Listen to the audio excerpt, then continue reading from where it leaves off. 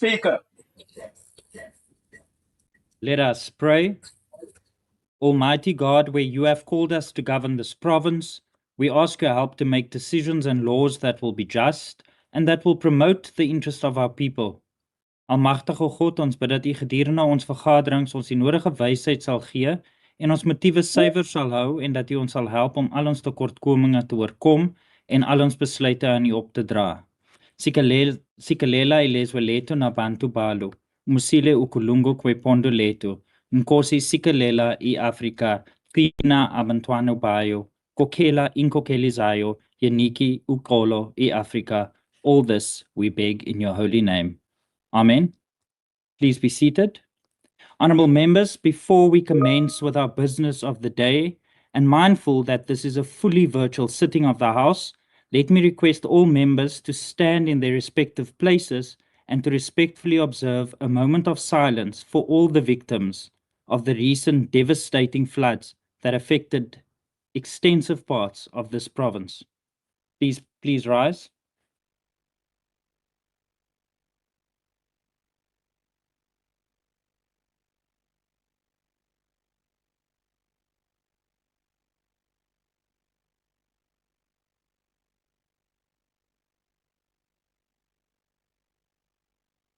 Please be seated. Thank you very much, honourable members. Before we proceed, I would like to make some comments about the logistical arrangements. Today's sitting shall be governed by the standing rules, honourable members, and in instances where the rules cannot be applied, the ruling by the presiding officer is final. The quorum requirements for the sitting of the House are as provided for in the Constitution and the standing rules. The Sergeant at Arms will record members' attendance. Members have all the privileges and immunities imparted by law. Honourable members, unless there is an indication of unanimous concurrence, voting will be confined to only those members who are logged on for this sitting and who may cast their votes in accordance with our standing rules.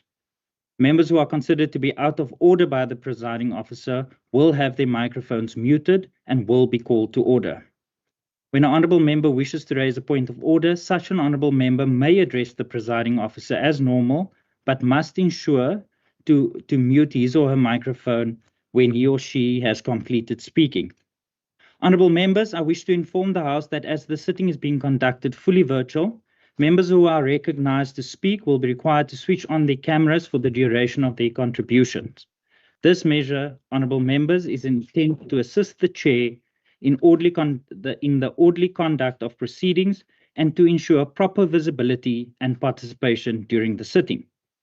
Honourable members must ensure that their microphones are unmuted when they are recognised by the presiding officer and to mute their microphones when they have finished speaking. I kindly request that those who are not members of this House to observe the decorum of the House. Honourable members, I wish to also remind you that no interjections are permitted during this virtual sitting, and to this end, I wish to draw your attention to Rule 40 of our standing rules. The Secretary and her administration will ensure that there is a dedicated technical support at all times during the sittings. Honourable members, we will now proceed with the business of the day and the interpellation, and we'll move straight on to interpellations in terms of Rule 197. And I recognise the Honourable Minister of Agriculture, Economic Development and Tourism, Minister Meyer.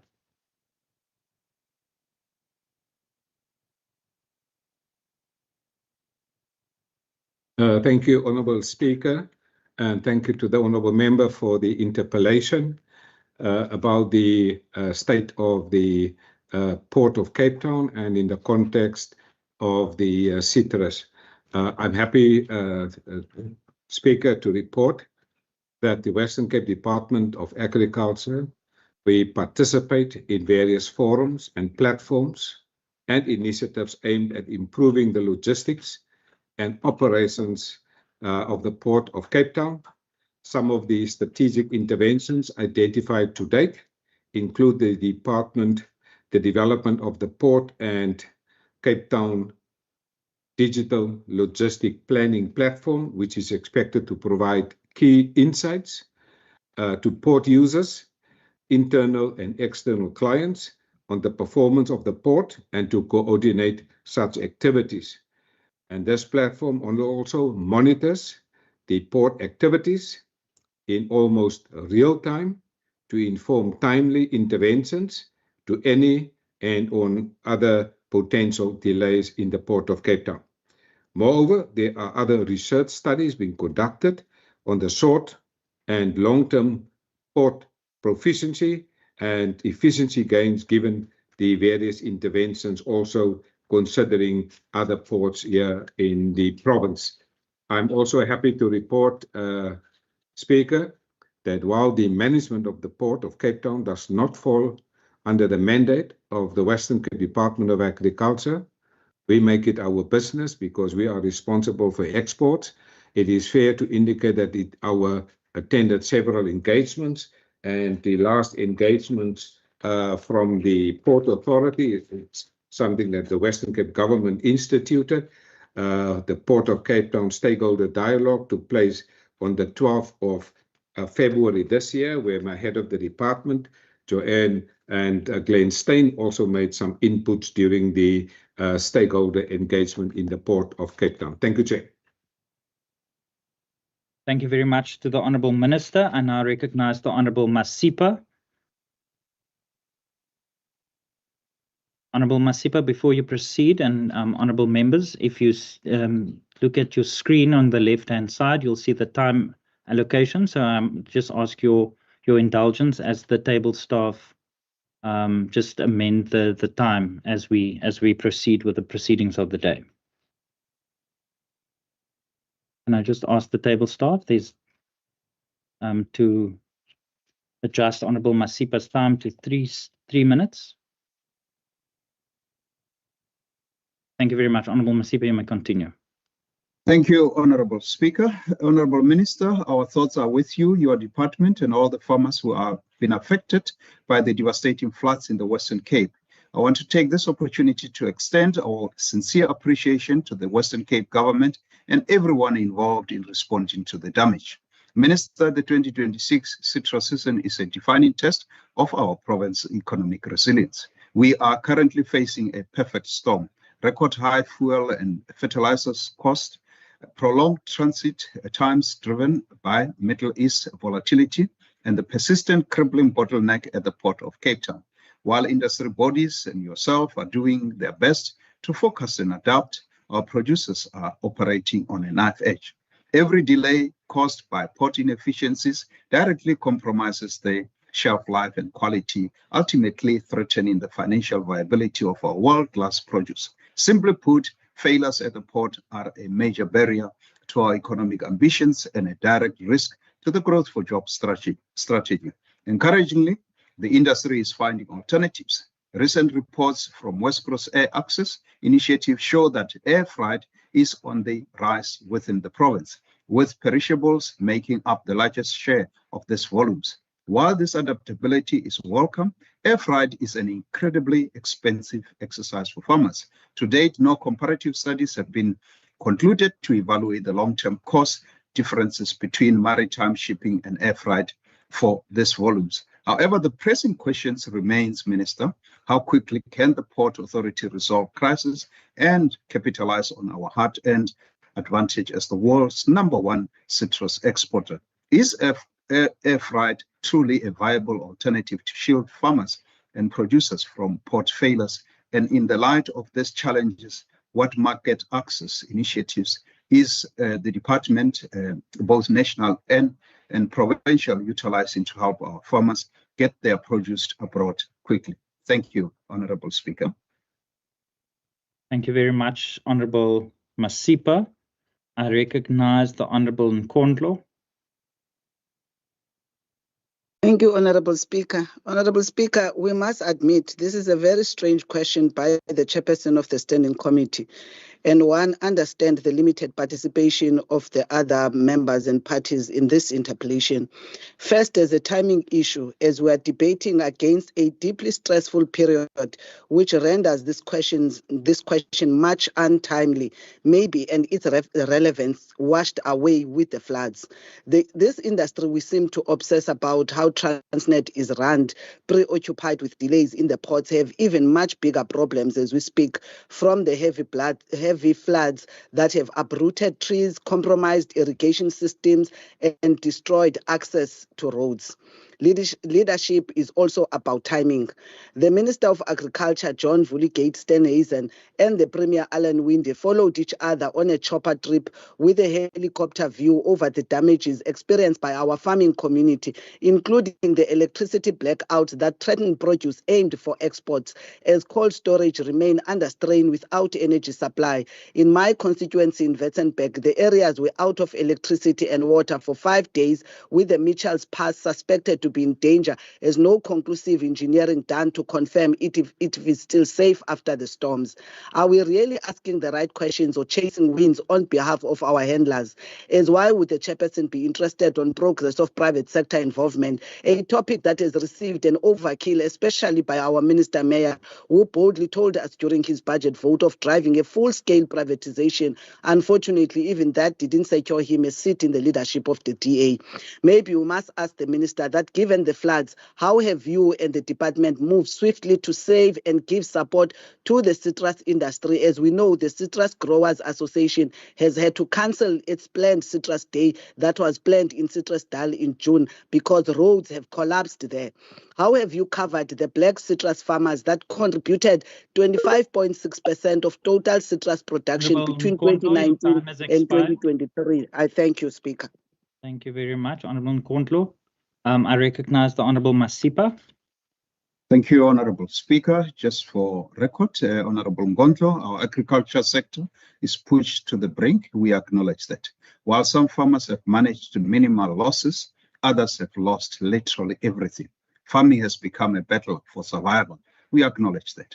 Because production values have plummeted from 100 million rands to zero in the worst affected areas, commercial banks will demand security before extending credit.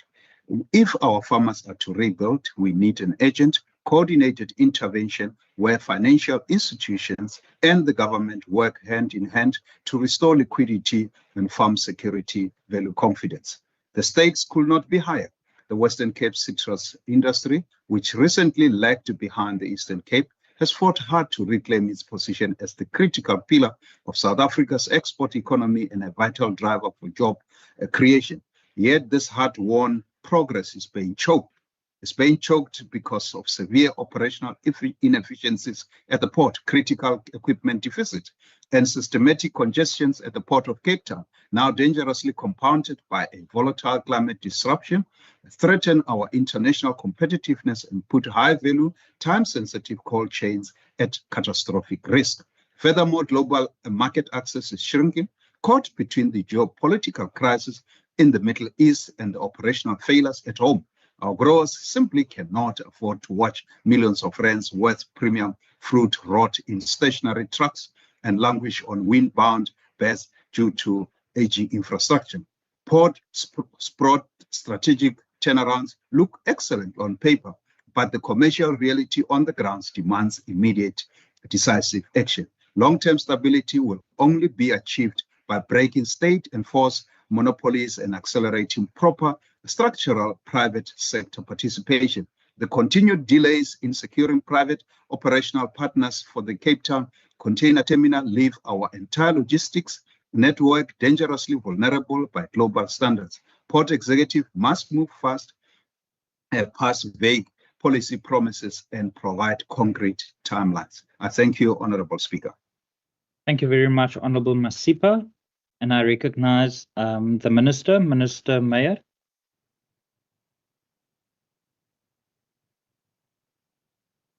Thank you very much, Chair. Will my time be adjusted? Minister, I was about to just say, there we go. You may continue. Thank you very much, and thank you to the members who took part in this interpellation. I really appreciate it. And I would also like to thank them for their concerns about especially our agricultural sector and the farmers and the agri-workers during this devastating floods. One of my ministerial priorities, as members of this parliament will know, is market access. And so I have been myself to Maputo to see the impact of citrus exports in the harbor of Maputo a few years ago. I've also sent last year a senior member of my staff to visit the harbor of Dar es Salaam, because that harbor is being privatized, and we have seen in 6 months a magnificent turnaround in the harbor of Dar es Salaam, and that's why I will pursue the privatization of the Cape Town Port Terminal, because we have seen the success in 6 months, huge success, and the staff member came back and reported to me. In addition, I have sent a delegation last year to the harbor of Bremen, to the harbor of Dubai, Hamburg, Rotterdam, and Bangkok on the recommendations of the World Bank. All of these harbors are now effectively being managed excellently, and the World Bank has recommended that we look at the harbor in Bangkok, and so I sent a delegation also there. In short, I have also been exactly 10 days ago, I also went to visit the harbor of Durban, and for me, the situation is very clear. I went to see for myself, and I had some meetings with the Durban Container Terminal, the Pier 1, to see the opportunities for the improvement of the harbor of Cape Town. The port terminal, Chair, I was there exactly 10 days ago, as I said. I went there because the Port of Durban handles about 61% of South Africa's container traffic, and it was important for me to see what is happening there. I have requested the Premier, Windy, during my handover report to him this Monday, to invite Rudy Dix from Operation Vulindlela. He's the head of the Project Management Office in the presidency, to come to our next cabinet meeting with a single laser sharp focus: the privatization of the container terminal of the Port of Cape Town. That will be his brief, because that is the only thing we believe will bring final solution. In fact, Pier 2 in the Port of Durban has been privatized. It is now being operated privately by a company from the Philippines.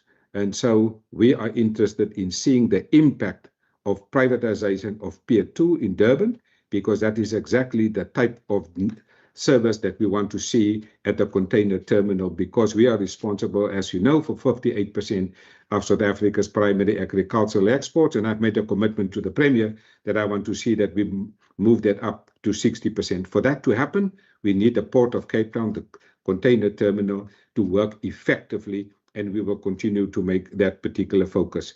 And so, Speaker, during my visit to Durban last week, TNPA agreed that Cape Town has huge potential, and they would like to see further developments. They have made significant investment, but both in my view, in the view of the Premier of this province, and in the view of the Executive Mayor of the City of Cape Town, and the Fresh Produce Export Forum, as well as the major stakeholders, as well as the Western Cape Exporters Forum, we are determined and we are convinced that the only long-term solution to increase exports is to privatize the Cape Town Port Terminal. I thank you. Thank you very much, Honourable Minister. That brings us to the end, Honourable Members, of interpellation number 1, as printed. Privatization, Honourable Member. Honourable Members, I have in my introductory remarks referred to our standing rules. You cannot interject when we are doing virtual sittings. We move on to interpellation number 2, and I recognize the Minister of Local Government, Environmental Affairs and Development Planning, Minister Bradell. Speaker, thank you, and thank you to Member Christians for this interpellation. It has been known for some time that landfill airspace is diminishing in the Western Cape, and this communication has been constantly raised in the Waste Management Officers Forum and other workshops where pertinent.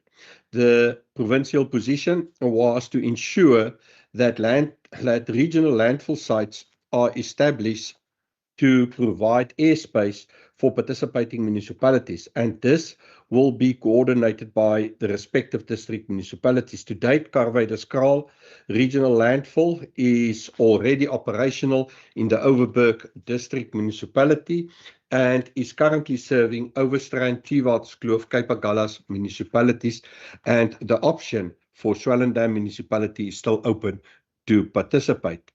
This facility is currently operated by an external service provider, and the audit compliance score for this facility has been between 98 to 100% over the last few years, making it one of the best operated landfills in the country. The current airspace at Karwyderskraal can be accommodated until 2076. The West Coast Regional Landfill site became operational in 2025 and service the Matsikama and Cedarburg municipalities, whose landfills are either reaching capacity or has reached it. The current operational cell will provide at least 8 years of landfill airspace, and should more cells be constructed thereafter, a further 8 to 9 years of airspace can be secured. The Highlands facility in Swartland operates as a regional facility and also provides landfill airspace for Berg River municipality. The new partial cell constructed will provide airspace for 7 years, and if the entire cell 3 is constructed, will provide an additional 6 years of airspace, giving it a total of 13 years. This can be increased should a height extension be approved. The Cape Winelands District Municipality have just completed the construction of the Cape Winelands District Regional Landfill site in Worcester, which will become operational in July 2026. Participating municipalities include Breda River Valley Municipality, Witzenberg Municipality, Langeberg Municipality. The total airspace for the current cell will provide 7 years of airspace, and should more cells be built in future, will provide 20 to 25 years of airspace. The Garden Route District Municipality is in the process of concluding the construction of their first cell at the Garden Route landfill site, and this is expected to be commissioned by early 2027. The first cell will provide 6 to 7 years of airspace, but the facility can accommodate 25 years of landfill airspace should more cells be developed. The B part, the department is strongly promoted circular economy principles and not encouraging waste to be discarded and disposed of at landfill sites. Waste minimization and beneficiation of waste streams where materials are viewed as a source rather than waste is strongly encouraged. I thank you. Thank you very much, Honourable Minister. I recognise the Honourable Christians. Thank you very much, Speaker. Thank you, Minister, for that comprehensive answer. Just a couple of things, and I'll maybe speaking my second time again, but landfill sites plays an important role in maintaining environmental health, economic stability, and also community well-being. As urban populations continue to grow, especially in the city of Cape Town, landfill sites provide an organized and regulated system for the disposal of waste generated daily by households, by businesses and industries. Without these facilities, illegal dumping and widespread pollution would increase significantly, creating serious health and environmental hazards. Now, Speaker, the problem is that we are still sitting with quite, if you go into certain townships, you see dumping all over open spaces, and it becomes a problem because it becomes a health risk. And I want to know from the Minister, these, we have these landfill sites and we need to protect our environment. But people, I don't know how it works. I know the city, and in the city of Cape Town, when there's reports of dumping, the people come the one day, clean all that mess up, and a week later we sit with the same problem. So that's why, Speaker, I think this is an important topic, because we need to educate people more and say that there are modern landfill sites, and it contributes positively. I'll speak about the negatives later on, but it also contributes positively when we talk about waste management and environmental protection measures. Many landfill sites and facilities in the Western Cape are engineered and protective liners. It's there for a reason. And that's why this, I think I cannot overemphasize the importance, especially when we come to communities and townships where you see boys and girls, playing around these open spaces where people just come and dump. And I know there are some reporting systems that you can do, but I think, Minister, and I know your department is doing a lot, that this should also be, widely spread so that people know the importance that we do have landfill sites. And thank you.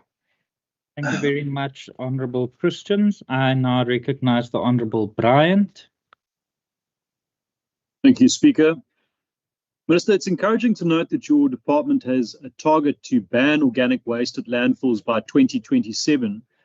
Recent parliamentary replies have shown that the strategy is diverting significant amounts of organic waste towards composting and other avenues. Total composting reached 220,000 tonnes in 2024 and is projected to spike to over 341,000 tonnes based on the preliminary 2025 data. This momentum is a direct result of the Provincial Department of Environmental Affairs and Development Planning's strategic roadmap, which includes a target to ban 100% of organic waste from landfills by 2027. This goal is unique to the Western Cape, and it serves as the primary catalyst for the current infrastructure expansion. The data further reveals the critical role of the private sector in achieving these targets. Private composting surged from 140,000 tonnes in 2024 to an impressive 231,000 tonnes in 2025. By fostering an enabling policy environment through the Provincial Integrated Waste Management Plan, Western Cape Government is enabling private enterprises to lead the charge in organic waste processing. So these steps must be lauded. But could the Minister perhaps expand a little bit on why keeping organic waste out of our landfills is so critical, and the department's next steps to ensure that we successfully reach the 100% diversion target by 2027? Thank you. Thank you very much, Honourable Bryant, and I recognise the Honourable Stoffel. Thank you, Speaker. Am I audible, Speaker? You are indeed audible. Thank you very much. The Western Cape has an environmental crisis. If it's not a waste pile in the informal settlements, it is sewage dump in the sea. And lately, reports tell us that our landfill sites could be filled by the end of next year. This is yet another reason why the Western Cape needs an environmental commissioner to provide independence, oversight, and enforce accountability where this government has failed. Honourable MEC, through you, Speaker, the question before us is not whether there is plan, it is whether there is leadership equal to the scale of this crisis. The reality is that carrying unsustainability pressure, whilst other approach closure without credible alternative. In the immediate term, what we are seeing is not intervention, but reaction, rising tariffs, increased transport distances, and communities and businesses left to absorb the cost. This is not waste strategy, it is a cost-shifting exercise. In the long term, the failure is even more glaring. National policy led by Berenice Swart is clear. It directs you to move decisively towards a circular economy integrated waste, because expands recycling infrastructure and reduce landfill independency. Yet in the Western Cape, waste pickers remain marginalized, recycling systems are underdeveloped, and landfill expansion remains in the default response. Honorable Speaker, this province is not running out of landfill site space. It is running out of planning. Whilst we note initiatives like the Coastal Park project generating electricity from landfill gas, they are not enough. Government must release land and landfill development, investment in more affordable and innovative waste solutions, and stop criminalizing waste pickers who rely on recycling. Your time has expired. Thank you very much. Thank you very much, Speaker. Thank you very much, Honourable Member. I recognize Honourable Christians. Thank you, Speaker.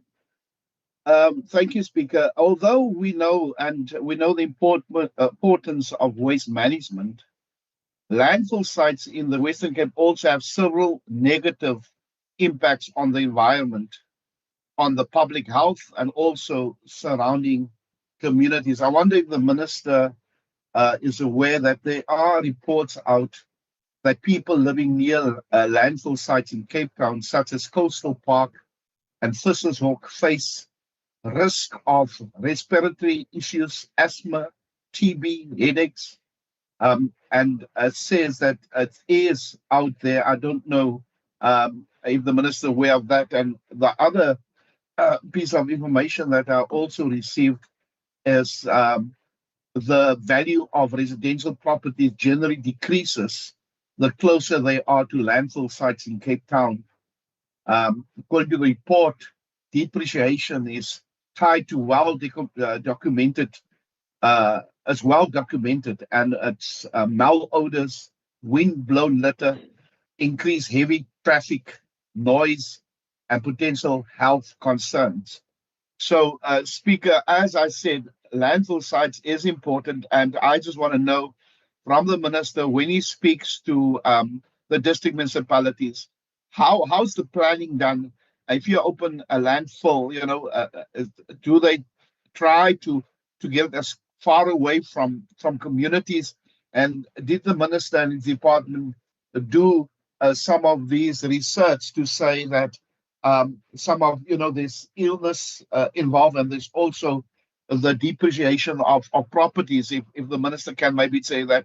I know landfill sites is also attract pests, attract rats, flies, birds, and stray animals, which can contribute to a spread of disease and create unhealthy living conditions.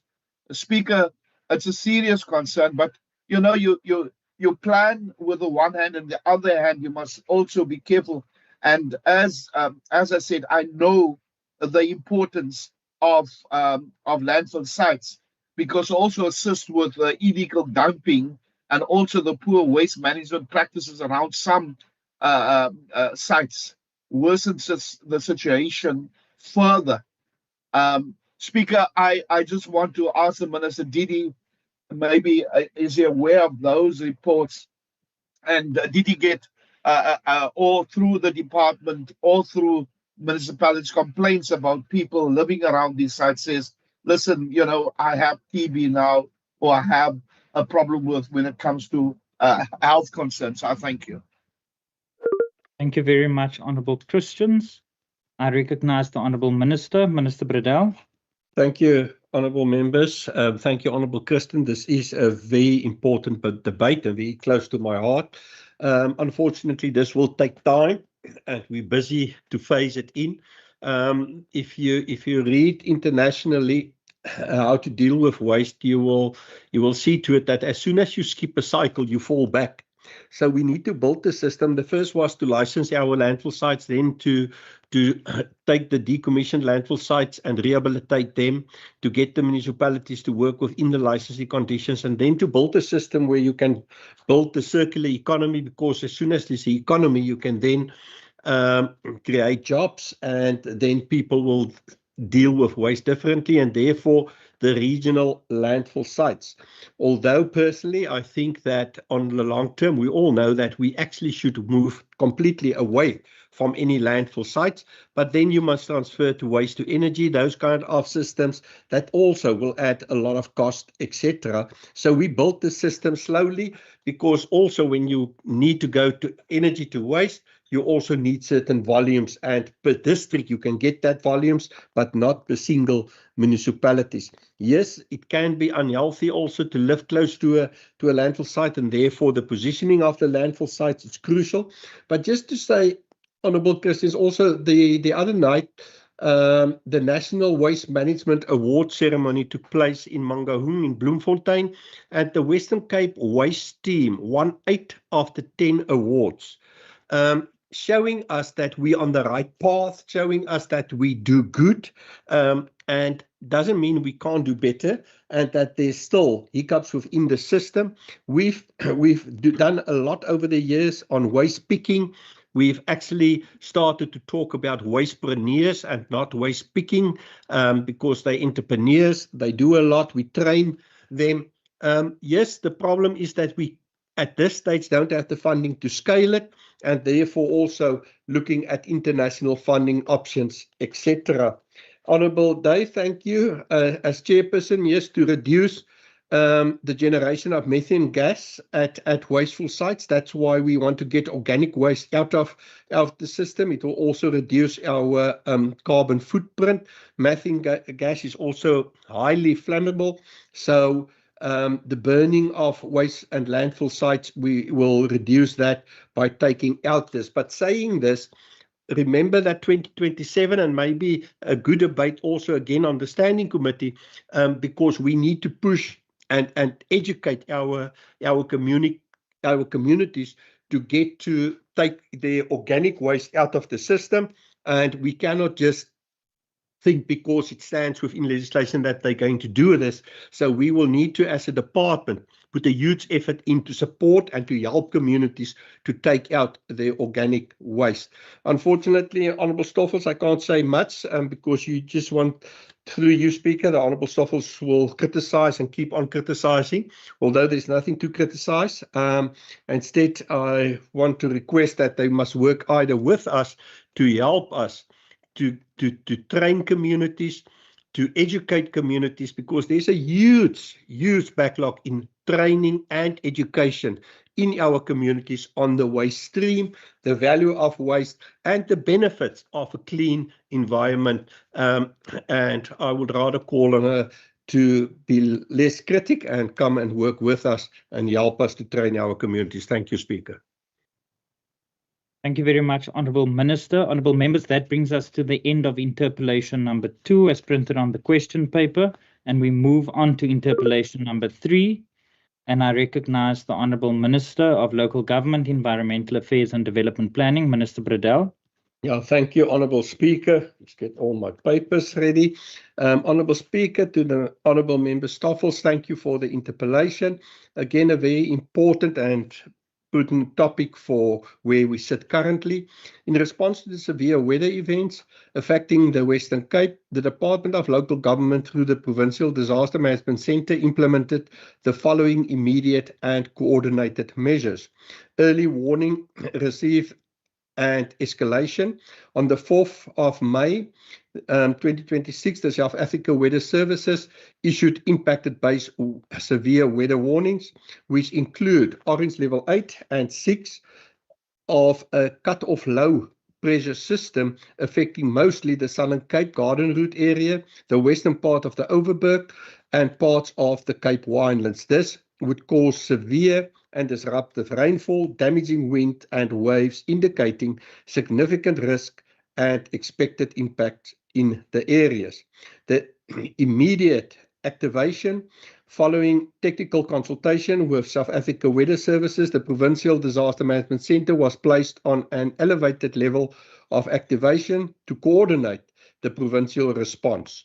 The Urgent Joint Operations Centre engagements, an urgent Joint Operations Centre briefing was convened by the Provincial Disaster Management Centre on the 4th of May, bringing together the provincial sector departments, all affected districts, to ensure coordinated preparedness and response measures, with following up briefing meetings on the 5th the 7th, the 5th, the 6th, the 7th, and the 8th as the situation unfolds. Honourable Speaker, sector-specific risk mitigation measures, school closures, etc. on the 5th of May 2026, following consultation with South Africa Weather Services and the Department of Education, a recommendation was made to the department to close schools in the Garden Route district as a precautionary measure to ensure the safety of learners and staff. Sustained joint operation and intergovernmental coordination, the JOC remain active throughout the event, facilitating ongoing coordination, real-time information sharing, and decision-making across all spheres of government. Continuous engagement and feedback on the ground conditions was maintained with municipal disaster management centres and key stakeholders to ensure an integrated and aligned response.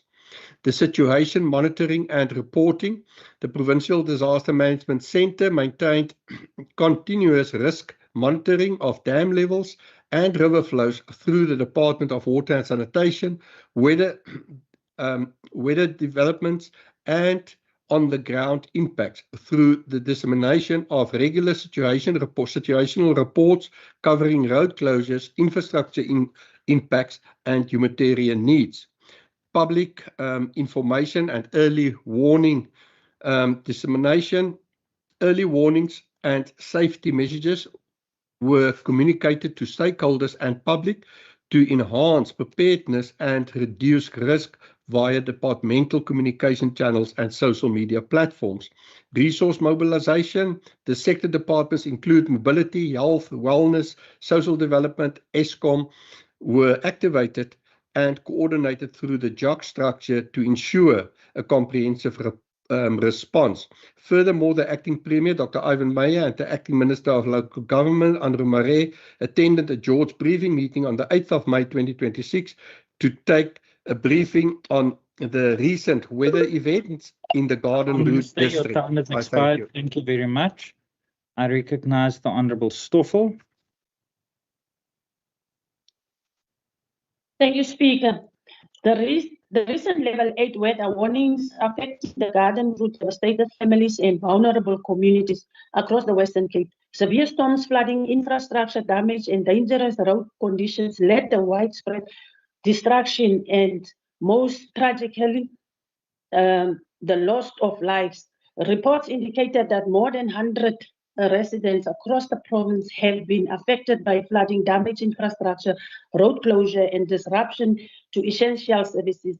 These developments raise serious concern regarding the preparedness, coordination, capacity, and responsiveness of the provincial disaster management structure, particularly as extreme weather events become increasingly frequent and severe due to climate change. The socio-economic consequences of this disaster continue to fall disproportionately on poor and working class communities, especially those living in informal settlements, rural areas, and underserved municipalities.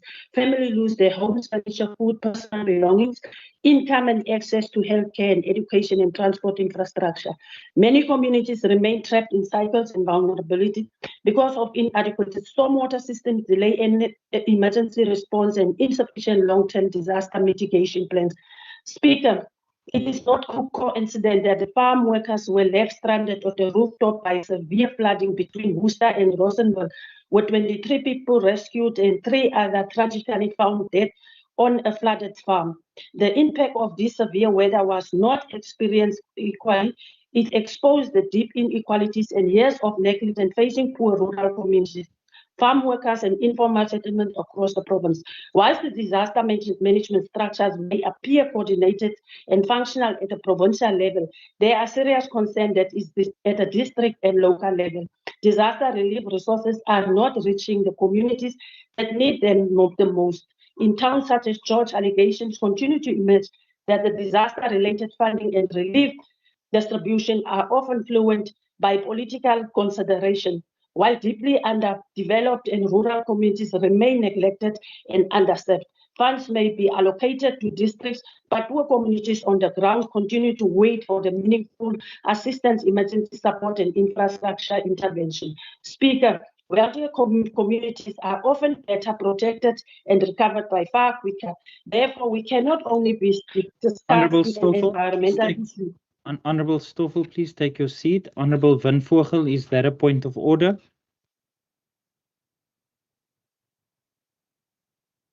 No, Speaker, sorry, it was by mistake. Okay, no problem. I noted your hand, that's why I gave you an opportunity. Honourable Stoffel, my apologies, you may continue. Thank you, Speaker. It's an economic crisis, a social justice issue, and a developmental issue. The same vulnerable communities continue to suffer most during every disaster, yet we see little meaningful progress in improving environmental planning, climate resilience, and disaster preparedness in all areas. Honourable Stoffel, your time has expired. You will have another opportunity. I now recognise the Honourable Bryant. Honourable Speaker, climate change is no longer a future concern. It's now centre stage. It's clearly demonstrated by the recent severe weather conditions that have impacted the province, and now with the level 8 weather warning that may affect the Garden Route region. Minister Bradell and the Western Cape government have consistently emphasised the importance of preparing for climate change impacts. This reflects a government that understands the reality of climate risk and is actively working to mitigate its effects, and this is a step in the right direction. Honourable Speaker, we witnessed that in response to the recent severe weather events, the Provincial Disaster Management Centre was immediately activated at full capacity with coordinated incident command structures established between provincial departments, municipalities, and emergency services. This enabled real-time monitoring, rapid deployment of response teams, and continuous situational reporting across affected areas. The Western Cape government also activated municipal emergency operations centres, coordinated evacuation support where required, and deployed disaster response teams to assist with road closure, infrastructure assessments, and humanitarian relief. We can prepare as much as possible, but we can't control every impact of extreme weather. What we can do is ensure we are prepared. In the Western Cape, this government has demonstrated that capability. In light of this, I asked the Minister, what enhanced monitoring systems are currently in place to track climate change impacts in real time, and how is this data being integrated into early warning and disaster response systems across our province? Thank you very much, Honourable Bryant. I recognise the Honourable Stoffel. Thank you, Speaker. Speaker, on the contradictions in this province is that those who contributed the least to climate change are the ones who suffer in consequences the most. Every flood, every fire, every drought, and every extreme weather event expose the deep spatial inequalities that continue to define the Western Cape nearly 3 decades into democracy. When severe flooding occurs, it is not wealthy suburbs that are submerged first. It is informal settlements, backyard dwellers, and working class communities built in floodplains and wetlands and unsafe land because poor people have been pushed further to the margins of our cities and towns. Families living in informal structures lost everything within hours: bags, food, schools, uniform, identity documents, and the little dignity they have managed to build under the difficult economic conditions. Climate change is therefore not only an environmental crisis, it is a housing crisis, an inequality crisis, and a developmental crisis. The increase in frequency of severe weather events demands a serious rethink of how this process approach human settlement, land use planning, and infrastructure investment. Yet, despite repeated disasters across the province, thousands of vulnerable households continue to live without proper drainage systems, resilient infrastructure, decent housing, or inadequate disaster protection. Communities are often rebuilding the same unsafe conditions, only in the face of the same devastating months later. Speaker, if this government is serious about climate resilience, then climate adaptation planning cannot be separated from the crisis of informal and spatial injustice in the Western Cape. Again, this background, what specific climate adaptation and human settlement interventions is the provincial government implementing the project residents and informal settlements in flood-prone communities from increasingly frequent climate-related disaster, and how is climate-responsive planning being integrated into future housing and land use infrastructure development strategies across the province? I thank you, Speaker. Thank you very much, Honourable Stoffel. I recognize the Honourable Minister, Minister Bredell. Thank you, Honourable Speaker. Difficult one to answer, but let me try through you to the Honourable Stoffel. A figure of 100 people needing help. It's 231,000 people that need help. We've managed, the good news story in this, Honourable Speaker, is we managed to save 651 people. The sad story is, yes, we've lost 11 lives. But this is much more than just a planning issue. And maybe the ANC colleagues must also talk to their national colleagues, because we also had Sunday evening a meeting with the national minister, the ministers in the presidency, and I've put it on the agenda and they've accepted it. And the minister of the presidency has actually took it much further to declare no-go areas where people will not be allowed to live, etc. But it's much more than just a planning issue.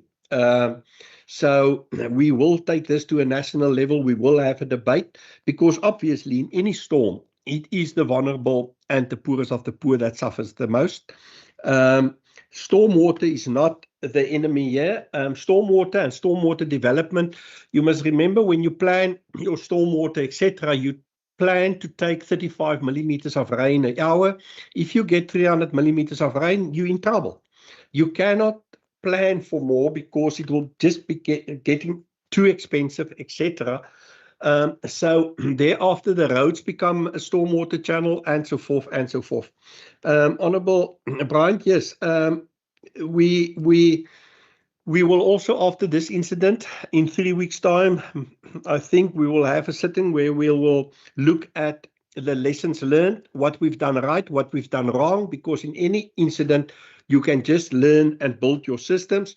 One of the questions, and you will recall a year or two ago, I've said it, that weather services struggle to predict weather because of national government who failed to invest in the rightful science to predict weather, etc. And we will also look at international best practices, because the sooner you're aware of the weather that's going to hit you, the better you can plan. We do have a system when we receive the kind of weather of warning 6 to 8, we plotted it, and in that map we also plot all the schools, all the pickup points, and therefore we could sit down with education and tell them on the 5th, listen, those schools need to be closed, otherwise you're in trouble. And again, when the national minister visited us on yesterday in cabinet, his first observation was he wants to congratulate the Western Cape, and it was his words, not mine. And he used the Eastern Cape as an example. And he said if they had these kind of systems and these kind of reactions, they would not have lost 10 school children. That was his words, not mine. They would not have lost a bus that drove into a river, because we stopped, we evaluate, we make the unpopular decisions. And even as yesterday, the Minister of Education had the conversation with me, say he's not happy with our communication. It takes too long. It's not on point. So we will need to look into this. We acknowledge that we're not perfect. We've got a system, and we acknowledge that we need to build it to become even better. It's going to become more difficult because the funding is going to be an issue. The current fix we do with current money, with money that was actually allocated for other projects. So the Department of Infrastructure are under huge pressure. And I want to thank all the departments, Department of Infrastructure, Social Development, Health, all the departments working with us to save health, to save lives, and to accommodate our people as far as possible. I thank you. Thank you very much, Honourable Minister. Honourable members, that brings us to the end of interpellations as printed on the question paper. We will now move on to questions for oral reply in terms of Rule 202. I wish to advise honourable members that once the Honourable Minister or the Premier has started the reply to the oral question as printed on the question paper, honourable members must use the chat facility for this sitting to indicate that they want to ask a follow-up question. As always, honourable members, there are 4 opportunities for follow-up questions, but the honourable member who has posed the initial oral question as printed on the question paper will have the first opportunity for the follow-up. Thereafter, other honourable members may use the remaining opportunities to ask a follow-up question. Before I recognize the Honourable Premier, honourable members, we're also dealing with questions that stood over from Thursday, the 14th of May, 2026, as agreed by the House. I recognize the Honourable Premier, Premier Windi. Thank you very much, Speaker, and thank you very much to the Honourable Member Barnes for the question. Part A, Minister Marais, several officials and I have engaged with the South African Police Services several times in relation to the deployment of the and other relevant matters. As this House is already aware, I have reported on this before, that I met with the Acting Minister of Police, Feroz Kachalia, a number of times last year already, and then also engaged with him this year. That's on the 4th of February, the 13th of March, and the latter of which was during the Western Cape's Police MINMEC engagement, because luckily we managed to host that engagement. And of course, I to other premiers and of course all the MECs and police met with the National Minister at the MINMEC. I further wrote to him to discuss our views on the deployment of the military to the gang hotspots on the 23rd of January 2026. Additionally, on the 26th of November, before the deployment was first announced, I wrote to both Minister Moshecha and the Police Commissioner Patekile to request their assessments of the success or the successes and perhaps the failings of the 2019 SANDF deployment. While General Patekile delivered a brief reply, essentially stating that SAPS was unable to draw firm conclusions of the deployment due to the overlapping effects of the COVID-19 lockdowns on crime, Minister Moshecha never responded at all. Since the operation was announced, the matter has been discussed at the Western Cape Safety Council meeting. This was on the 22nd of April 2026. Additionally, I've been informed that officials from the Department of Police Oversight and Community Safety attended an Operation Prosper Prof Joints meeting briefing on the 23rd of March. That same month, the Anti-Gang Priority Committee was briefed by the South African Police Services. Additionally to this, and Minister Marais and the HOD of POX met with the Provincial SAPS management on the 21st of April 2026. A presentation was delivered at the meeting of the Western Cape Cabinet on the 20th of May 2026. As should be clear, this government has been at great pains to engage with senior decision makers at the national level to ensure that Operation Prosper is a success. However, our efforts to engage and offer input have not always been met with enthusiasm. We must also, Honourable Member, be clear on this matter. The question would be seen to imply that this is a mandate of the Western Cape government to fix the shortcomings of Operation Prosper. Sadly, this is not the case.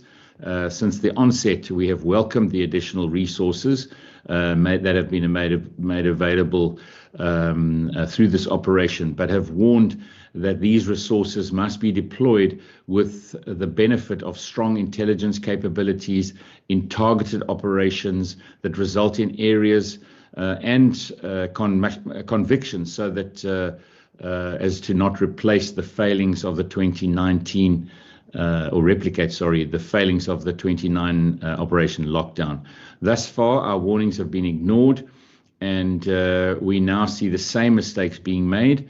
The fact is that this deployment takes place on the initiative of the President and under the executive control of the South African Police Services and the South African National Defence Force. And due to the centralised model of policing that some members of this House so strenuously defend, we do not have a mandate to resolve the very notable shortcomings in Operation Prosper. And then B, Section B, authorization has been granted for LEAP officers to provide support to the South African Police Service when Operation Prosper interventions are carried out in their deployment areas. However, it must be noted that the purpose of LEAP is to act as a force multiplier to SAPS during intelligence-led operations. The Western Cape government has been abundantly clear in its position that the commitment of LEAP officers must be matched by a more equitable deployment of SAPS personnel and resources, as well as the restoration of the SAPS investigative capacity in order to build prosecution-ready dockets in cases of repeat offence and gang-affiliated offenders. Thus far, the SAPS has not acted to address these challenges. As such, while the LEAP initiative is comparatively small compared to the resources of SANDF and SAPS, it is increasingly viewed as a solution to the problems senior SAPS management have created through continuous under-resourcing and neglecting of investigative capacity within their own organization. And then LEAP officers will assist with any workable effort to make our communities safer. They cannot be expected to fill the gaps left by inadequate resourcing, inequitable deployments, and failures to address the collapse of investigative capacity within SAPS. And perhaps lastly, just to say that even as of today, I received a briefing in Mitchell's Plain by the local police commander, then met with the LEAP officers. And of course, we can do that. We can also see they gave us some of the data on the deployment times. And of course, LEAP officers can support where possible. But of course, you can also see the gaps in the deployment of the military, because they have not put sufficient manpower into the system, and they've spread it over 17 areas. I've spoken a bit about LEAP, but LEAP are only in 6 of those areas. So, that acts as a force multiplier. But we still don't have the full contingent as originally estimated by the president. We have far less. And so we'll see. We will still continue to work to make sure that we try and get the best out of this deployment and this extra set of boots on the ground to help us with crime fighting, and make sure that, we've got a year, make sure that we learn as we go and obviously fix issues as we go, because at the end of the day, we need to bring down crime in these gang-ridden areas of our province. Thank you. Thank you very much, Honourable Premier.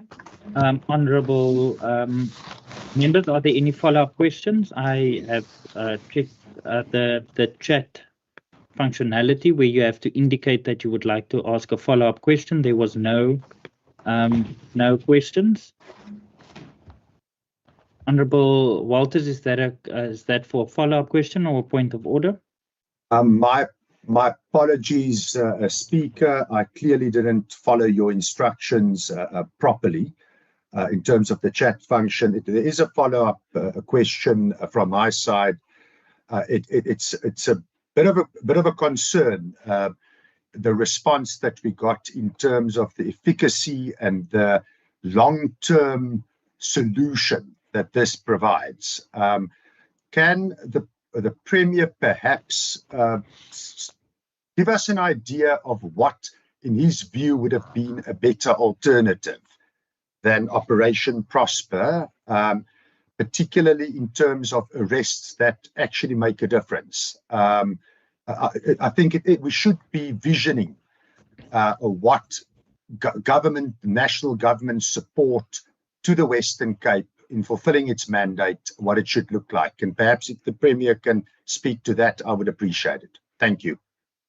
Honourable member, before I allow the Premier to respond, it's against the rules to request the Premier or a Minister to express the view. So I'm going to give you an opportunity to reformulate your question. You do not need to motivate, but can you just put the question to the Premier? Because you cannot ask him to express a view. In what way would the Western Cape benefit most from Operation Prosper? Thank you very much, Honourable Premier. Thank you very much to the Honourable Member for the question. Obviously what I've been calling for from the beginning is how do we make sure that there's a joint operations command? And I think, intelligence driven is really key, so that when that force multiplier comes in, the military officers who are not police officers can actually sort of almost be out in the streets, but the actual zooming in on the intelligence to make arrests, to intervene into those drug dens, that can then be taken by the police. So I think that's one area which we're still working on. I don't think we're there yet. But for me, even more so than that, and it was before Prosper, but now included in this time of deployment and extra focus, and that is around investigations. We know that we don't have sufficient investigators. We know that they do not have resources, whether it be the computers, cell phones, vehicles, whatever resources they need, they don't have sufficient. And then they also have a plethora of cases per individual. So some investigators will have up to 500 cases that they're dealing with. That is an impossibility to find solutions. And especially when you're focusing on crime around gangsterism and extortion, guns are used. And we see the guns coming off the street. Now, we've offered, before Prosper and this focus, and still now, how do we help with investigations? Because we can't have a less than 5% conviction rate when a firearm is taken away, because we need to convict that person who is caught with the firearm. Probably also will be found through ballistics as guilty of being part of the murder of a number of other people. So that's where we really fall short. And we keep on offering that assistance. And if we had to say, what would it be? I would say that would be the thing. If we could get that pipeline opened, it would definitely start to make a difference. Thank you very much, Honourable Premier. I recognise Honourable Murray. Thank you, Speaker, and good day to the Premier. Speaker, the difficulty that we're faced with now in terms of the police is that public trust has been broken, which further complicates the way crime and crime intelligence is being collected and given effect to. And I wanted to know from the Premier, in terms of all these meetings that you've held with the various stakeholders, as well as the acting Minister of Police, to which degree will the Western Cape government be able to restore confidence in the police once police has been devolved to the Western Cape? Is that at all possible at this stage? Thank you. Thank you very much, Honourable Member. Honourable Premier. Thank you very much, Speaker. Thank you very much to the Honourable Murray for the question. Obviously the confidence and trust is something that is earned through proper management and then proper service delivery. I think also what's happening with all of the committee processes and the special investigations into all sorts of allegations around senior police and police corruption is not helping at all when it comes to that trust deficit with our citizens, and then of course exacerbating crime levels on the other side. But that the question is, obviously that would be a key focus. How do you build trust? So perhaps I'm going to refer to, because of course we know that that's not a reality. I would sincerely hope that just like in Gauteng, we're seeing the leadership from the Premier there. In KwaZulu-Natal, we're seeing the leadership from the Premier there. I believe it's now going to start coming from the Premier in the Eastern Cape, that they are asking exactly the same question. Can we devolve power? Can we build a different policing model? And quite frankly, I would like all of the members of this House to think about it as well. This is not about a political party position now. This is about how we deal with crime. And it would be really nice if the whole Western Cape Parliament would be in a position to take resolutions that we support a new policing model, because it's not as if it's one political party asking for this. It's a number of provinces run by different political parties asking for this. And so I think that would be a real move in a positive direction, is if our whole parliament stood up and said, yes, let's actually investigate a different policing model. But I had the opportunity today of not only meeting with the police leadership, we had, first of all, the police leadership with the cabinet yesterday and the anti-gang unit in the cabinet yesterday. And then today in Mitchell's Plain, Minister Marais and I are meeting with senior police management. Then from there, we actually joined SAPS, LEAP officers, and neighborhood watchers in a walkabout, just getting to understand, because a part of Tafelsig has been plagued by gang shootings and gang killings. And I had the opportunity to, at the end of the process, spend a bit of time with our LEAP officers. And this was the exact conversation we had. It was around trust. How do you build trust? And it's not just about straight policing and dealing with the criminals. It's also, as a police officer, or in this case, a LEAP officer, help the auntie over the road with her shopping. Maybe on your day off, arrange a soccer game with some of the kids. Show the people in society that you really care, that you're part of society, that they can trust you. You build that trust. Because again, also in Tafelsig, we got some intel. Last night, actually, we got some intel. And this morning early, there were operations based on that intel. If that intel leads to arrests and the reduction in crime, trust is built. And of course, that's exactly what your question is. How do you build that trust? That's what I would do in going about. I think we already try to build that trust with community, and would do exactly the same thing should there be devolution of management around policing powers. Thank you, Speaker. Thank you very much, Honourable Premier. Honourable members, I see no further indication for follow-ups. So that will bring us to the end of question number 1. We move on to question number 2, and I recognise the Honourable Premier. Thank you very much, Mr. Speaker, and once again to the Honourable Member Barnes, thank you very much for the question. So first of all, and of course the question needs me to get the answer from our departments, and so I'm informed from the Western Cape Department of Police Oversight and Community Safety, that's POCS, that they hosted a multi-sectoral anti-extortion summit in July 2025.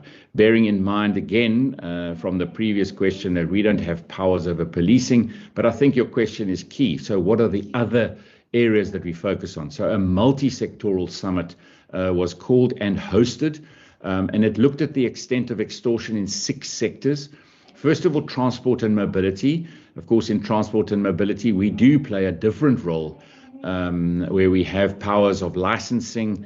We have powers that Minister Seleko has of closing taxi ranks when there's too much violence, and you can see he does exercise that power when needed. We also dealt with issues around the construction and infrastructure extortion and the mafia that's involved there, linking in through business, so that they have got inputs into how can we find different ways of dealing with this cancer or scourge in our society.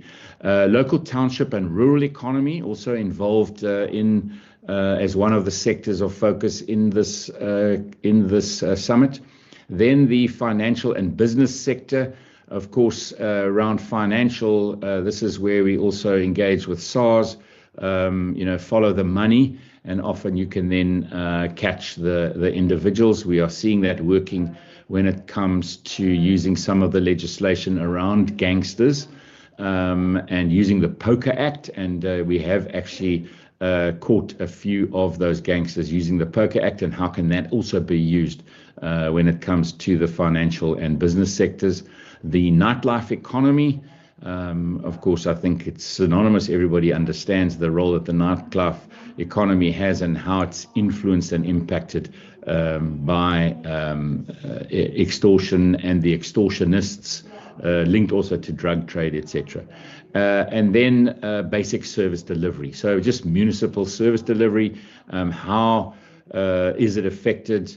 What are those things that we can change, that we can do that can have better effect on making areas safer, cleaner, and obviously they also have an effect. This is a cross-sector task team that will be established to drive the implementation of the recommendations from this summit.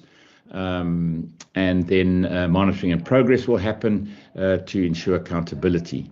Also, an internal strategic planning meeting will take place in the first quarter of this year to decide on the approach and the next steps and the broader stakeholder engagement that will take place then again in the second quarter. POX continually engages with SAPS on behalf of the departments regarding extortion-related matters affecting government facilities, staff, projects and services, and these engagements aim to strengthen coordination, facilitate information sharing, and support departments affected by extortion incidents. POX has also developed a transversal standard operating procedure to assist the Western Cape government departments in identifying, reporting, escalating, and managing extortion-related incidents affecting government operations and service delivery. The purpose of the SOP is to promote a coordinated and standardized approach across all departments. This is to raise awareness of extortion risks and reporting procedures, and POX also facilitated an anti-extortion webinar and conducted awareness presentations. However, it is important to note and not to lose sight of the fact that extortion represents organized criminal activity. Its rise in our nation in recent years demonstrates what is already well known, that criminals are able to operate sophisticated networks, including extortion rings, with impunity, in large part due to the collapse of the investigative capacity within the law enforcement community of South Africa. Extortion rings cannot survive. Extortion rings cannot survive in an environment of strong investigative and crime intelligence gathering capacity. However, it is precisely what has been created in South Africa. And this in turn leads to the situation of alarming low public trust in the South African Police Service and other law enforcement bodies, leading to a situation in which many people feel that they have no choice but to pay extortion fees. It goes without saying, where this is not the case, extortion mafias would have had no reason to exist. At present, and as has been placed on record ad nauseum, the capacity to investigate and gather intelligence on crime of any kind, including organized criminal rings, rests at the national level, primarily with the South African Police Service. And this capacity, especially within the Western Cape, has been allowed to fail and fall apart. So, Speaker, this province, we see alarmingly high vacancy rates in that component of the SAPS. We see it especially among the detectives. I spoke earlier about the resources or the lack of resources, and the position of the Western Cape Head of Crime Intelligence has also remained vacant since the previous occupant was dismissed and then reinstated and then dismissed a second time after alleged misconduct. At the same time, SAPS in the Western Cape already budget constraints does not spend sufficiently on these capabilities. Just recently, the Standing Committee on Police Oversight heard that while the national SAPS budget had expanded by 23% in the last 7 years, the Western Cape's operational budget has increased by just 4%. We also know that the SAPS in the Western Cape typically spends the vast majority of its budget on visible policing, leaving little funding for the capabilities to investigate, target, and dismantle extortion rings. The Western Cape government has been clear in its desire to assist in bolstering investigative capacity and has repeatedly devoted its own resources to assisting where legally possible. Examples include the provision of legal services to certain SAP stations in order to ensure that dockets are built with successful prosecutions in mind, and of course the forthcoming establishment of the dedicated gang observatory in conjunction with the global initiative against transitional organized crime. However, it remains necessary that the SAPs and the decision makers at the national level devote further resources. Honourable Premier, my apologies. Please take your seat. Honourable Ngentsu, is that a point of order? Yes, Chair. Having looked at the, I'm worried about the relevance of the issues the Premier is getting to. If you read the question, Tara. I am not going to dictate how the Premier responds. You have indicated you have a follow-up question. You can pose your follow-up question then, but that is not a point of order. And Premier, you may continue. Thank you very much, Speaker. I think it is absolutely relevant when we are creating an initiative like this, where we are putting a monitoring space which will bolster SAPS's intelligence. So it is happening exactly in the government space of the Western Cape, which is not the mandate of ours, but we will put these in place to make sure that we enable the bringing down or the tackling of this absolute cancerous scourge that is affecting so many of our citizens across this province. And then it also remains necessary that the South African police services and decision makers at the national level devote further resources into investigative mandates and to move to mandate and resource capable subnational governments to assist in these matters. While non-policing interventions are important, extortion represents organized crime and must be treated as such. Thank you, Speaker. Thank you very much, Honourable Premier. I recognize the Honourable Walters. Thanks, Honourable Speaker. I hope I did put my question correctly this time around in the chat group. Honourable Premier, a very simple question. What can affected residents do in terms of reporting extortion? And would you regard the systems that are in place as sufficient? Thanks. Thank you very much. Honourable Premier, before you proceed, I want to remind honourable members that you are allowed one follow-up question. So in Honourable Walters' submission, there was two questions, Premier, so I'm going to allow you to respond to the first one. Honourable Walters, there's another opportunity. I will give you another opportunity to pose your second part of the question. Thank you very much, Speaker. Obviously, if residents come across extortion, then we must use the toll-free hotline. That is 0800 31 44 44. But I also think that is the reason why in the initial answer to the question, along with the global initiative, we are putting in this facility which is able to anonymize, and this is a focus on gangs, but anonymize information so that it can be, it's public information, but it gets anonymized so it can be used by police. It was part of the discussion we had with SAPS today. And we spoke about it in Cabinet yesterday with the police leadership. Once this is up and running, obviously it is an open platform, but the information can be distilled so that information can be used as part of crime intelligence gathering to enable police to act. And of course, that's critical, but we call on citizens to report it. We know that they are quite scared of it, but they will be secure. This is in this number. They must use the number. Thank you very much, Honourable Premier. I recognize Honourable Ngentsu and then Honourable Walters again.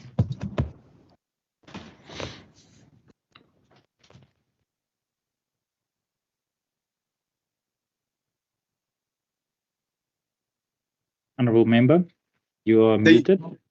Yes. Thank you very much, Speaker, and And thanks, Premier. Having listened to your response, you know, in respect to the question posed by Honorable Barnes, I think for members of this House as well as the citizens of the Western Cape, for them to properly understand your responses, may need perhaps to get an understanding from the Premier as to what does he understand as the root causes of extortion in the Western Cape. That will enable all of us to understand your response into context. Thanks, Premier. Thanks, Speaker. Thank you very much. Honourable Premier. So obviously organized crime is something that has been around for a very long time. I think that perhaps what we saw in our country was an exacerbation of it during the pandemic time. We also saw the general gangsterism trade change, and extortion became part of how they behaved. And it had to change in order to get different forms of income. And I think the problem is that it hasn't been, dealt with decisively and quickly enough. And now it's almost become a cancer that runs through society all over the place. And as I said in the reply, organized crime and extortion, this is specialist crime that needs to be dealt with decisively and specifically using special teams, intelligence, and the best that we can get. And of course, it is very difficult when you don't have a properly resourced policing system, when you don't have the investigative powers, and all that while that's happening. It just seems to be almost like a runaway fire. And that's probably what drives other provinces the same as us to say, well, we have now had enough. We want to see a change in policing. We want to see a change in the constitutional mandate given to national government and actually enable provinces to be more involved, because it does need a specialist focus, and it is something that is affecting so many citizens across our province. And this is the difficulty. And I'll continue to say we will call for it over and over and over again. And this is one component of the crime that hits. Honourable Premier, my apologies. There's a hand up. Honourable Ngensu, is that a point of order? Yes, Speaker. What is your point of order? The Premier should not abuse the platform. He must not tell us how organized crime evolved. The question was clear. What does he understand as the root causes of extortion in the Western Cape? So that we can get to understand his initial response in context. Honourable Member, the way you have posed your question, the way it's not for the chair to adjudicate on the response, and for that reason, this is not a point of order. I'm going to allow you another opportunity, as you indicated, but that is not a point of order. The chair has never adjudicated on the input provided by a minister, or in this case, the Premier. Honourable Nkondlo, is that a point of order? Yes, Chair, and that remains the problem in how this House is managed. Because what's the point of asking questions if you do not have any authority on the response? Because the response can be everything and anything. Then it means we're just playing with time. How is it possible that somebody can just respond in whatever way, even if it's away from the purpose, from the question posed? Honourable Nkondlo, I have ruled. I think, I've previously ruled, or the chairs have previously ruled, that the submission based on a question posed is not for the chair to adjudicate. And whether the person likes the response or not, that is the response. And for that reason, there's other mechanisms that you can also use. So in this case, I have now ruled on this matter. Honourable Ngensu, you will get another opportunity to pose another follow-up question, but I've ruled on this matter. Honourable Premier, you may continue. Thank you very much. I think I was basically at the end, and I'm sure that if the Honourable Gwensa goes back and has a look at what I answered, you will see I answered his question. But secondly, I also hope that he, in his current political party, or perhaps in his new political party, will do exactly as I asked before. We need to bring about change. Crime in our province is needing to be dealt with differently, and I would hope that we all agree to that, and we all get together to say, let's actually find solutions in dealing with extortion, gangsterism, murder, rape, the whole bang shoot. We need to change it in our country. It is a blight and a cancer across this country. Thank you very much, Honourable Premier. I recognize the Honourable Walters.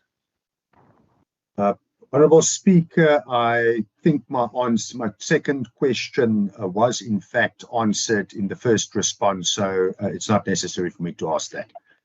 Thank you very much, Honourable Ngensu. Thank you very much, Honourable Speaker. Do you think Premier will ever win the war against crime and extortion if we are led by a Premier that is clueless and nonchalant about violent crime and matters in this province? And why don't you just resign?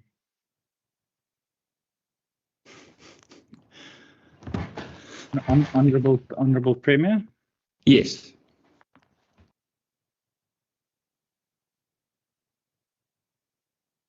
And that's the answer. Honourable members, are there any further follow-up questions? No response now. No long-winded response. Honourable Nkondlo, that is unparliamentary against the rules when we do virtual sittings. No interjections are allowed. There's a final follow-up question from Honourable Ngensu.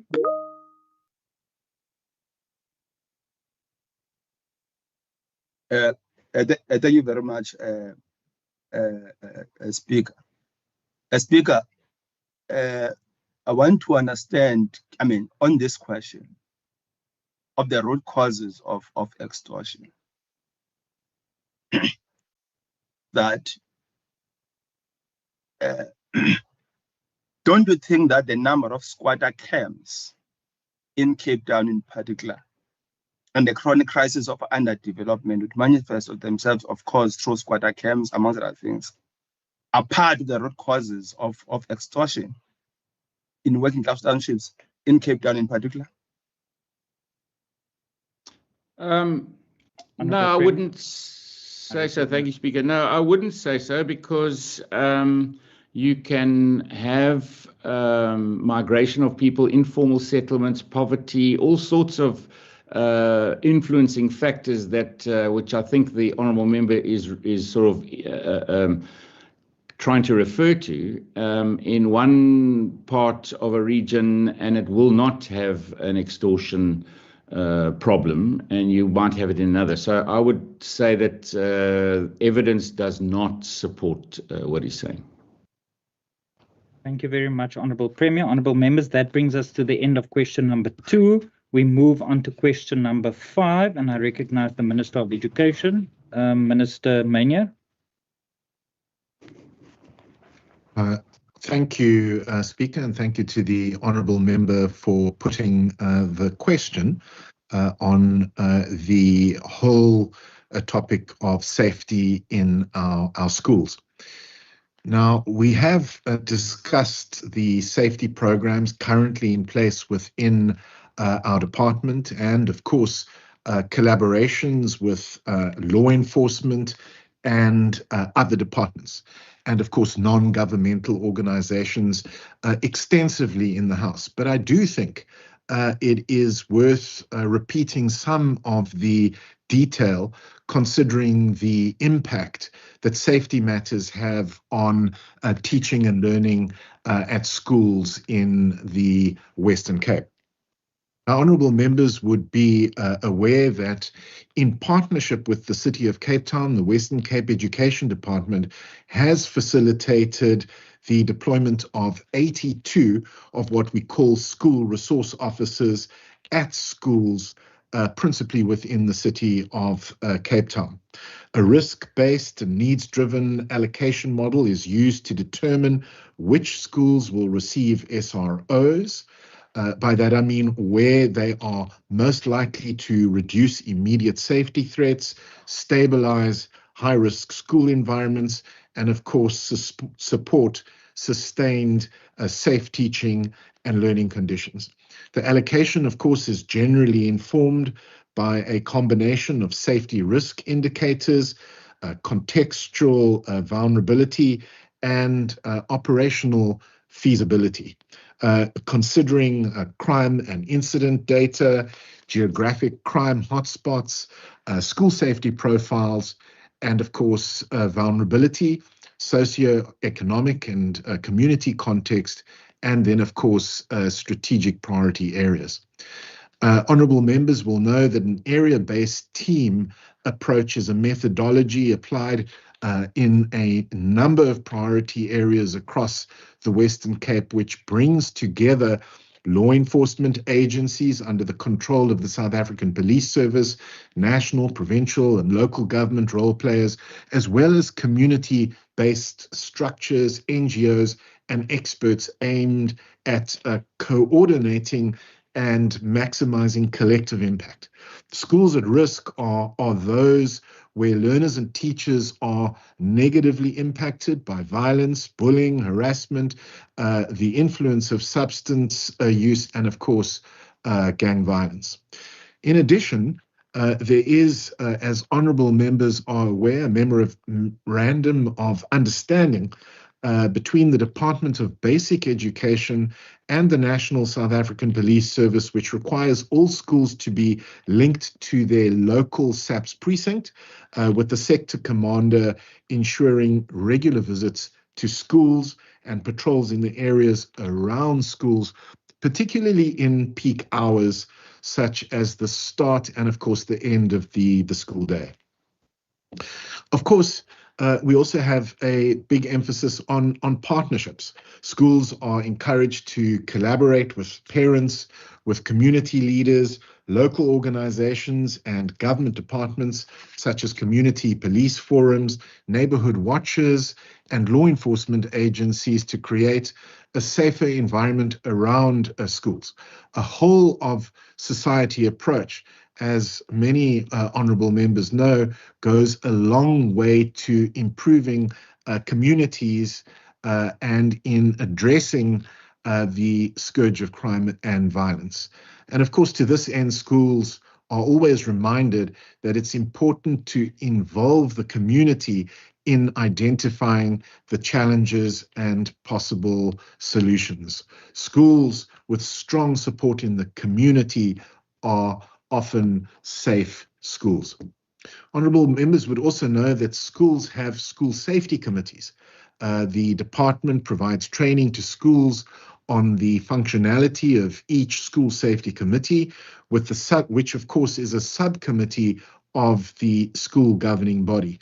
And a school safety committee can function proactively to ensure the 9-point safe schools planning process is in place, which traverses inter alia, obviously establishing a school safety committee, making safe part of the school's vision, conducting safety audits at schools, setting out major objectives, developing particularly a comprehensive safety plan, selecting and implementing safety strategies, of course, conducting audits of other safety plans in their area, creating clusters of schools, and obviously evaluating and assessing progress periodically with the school safety committee.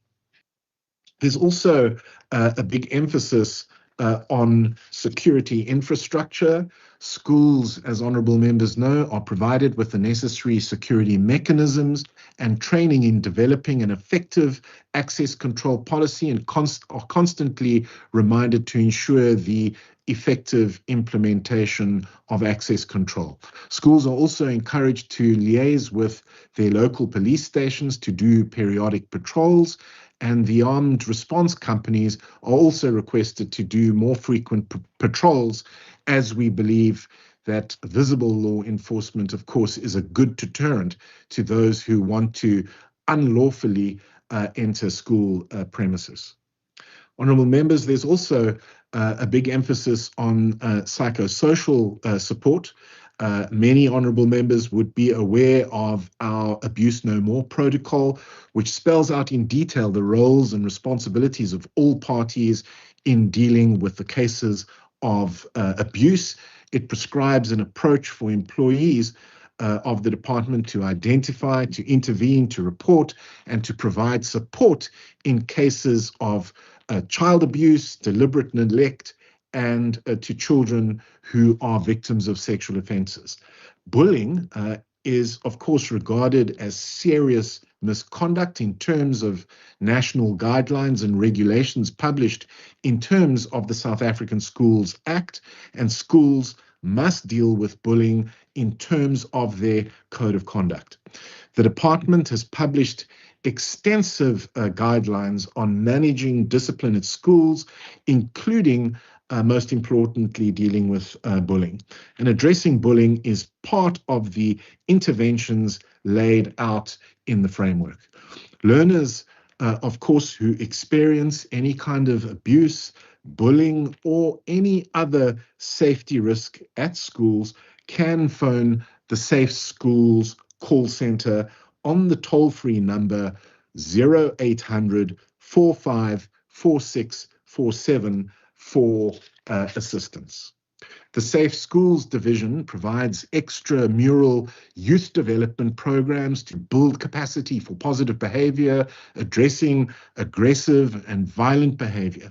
Psychologists and counselors and social workers are based at district offices and provide training for teachers in a variety of programs, including, of course, understanding behavior, managing misbehavior in the classroom, connecting with troubled learners, and of course, leadership training. They also provide training programs for learners covering areas such as anti-violence programs, specific training in anti-bullying strategies, anger management strategies, diversion program for learners at risk of suspension and expulsion, and they also provide both individual and group counseling and therapeutic support to learners who report that they are being bullied. All schools, of course, are encouraged to develop effective school-based support teams in order to provide an avenue of support for educators who have to deal with learners who are experiencing or manifesting barriers to learning in their classrooms. Staff from the Specialized Learner and Education Support component in the district regularly conduct parenting skills training workshops at schools, as well as providing information on effective child rearing practices. This includes guidance for parents on how to assist their children to deal with the pressures exerted by social media. Learners who participate in Safe Schools after-school programs recognize the negative influences that social ills have on the lives of young people.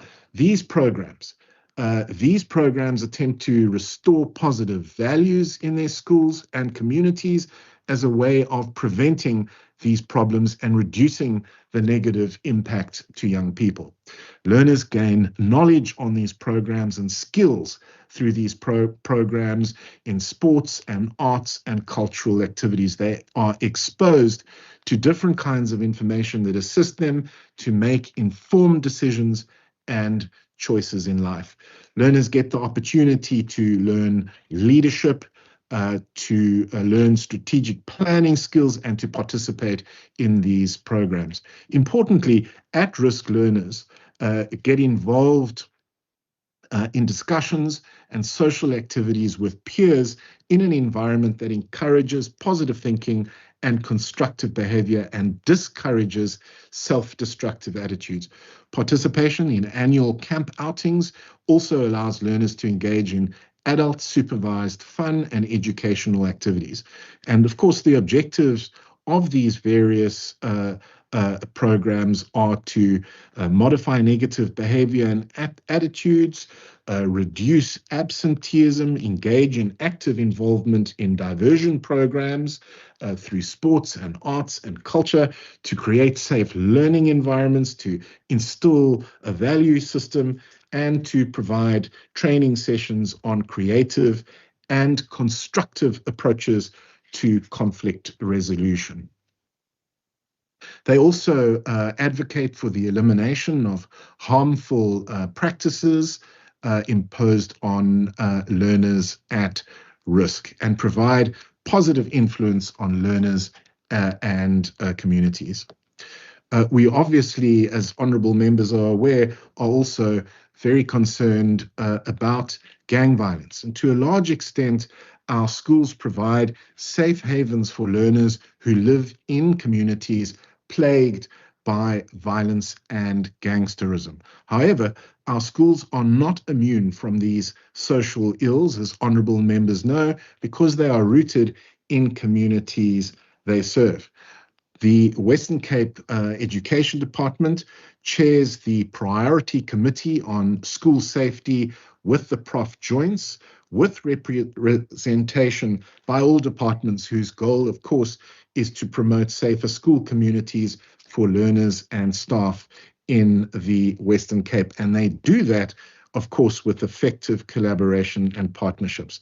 The Anti-Gang Strategy Priority Committee of the Prof Joints is led by the Department of Police Oversight and Community Safety, which of course includes implementing anti-gang intervention programs.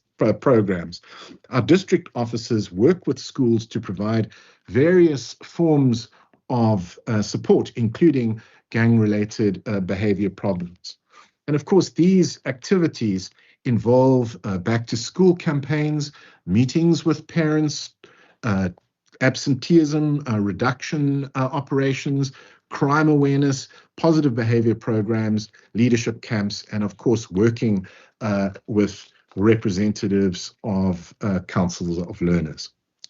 Honourable members might also be aware that the Western Cape Education Department Circular 005 of 2017 outlines the protocol that must be followed when an incident happens at a school. This also is included in the procedural manual on managing safety and security within our institutions. In general, it's always, of course, preferable to keep a school open when an incident has occurred in a community, to keep learners off the streets and in a safe place.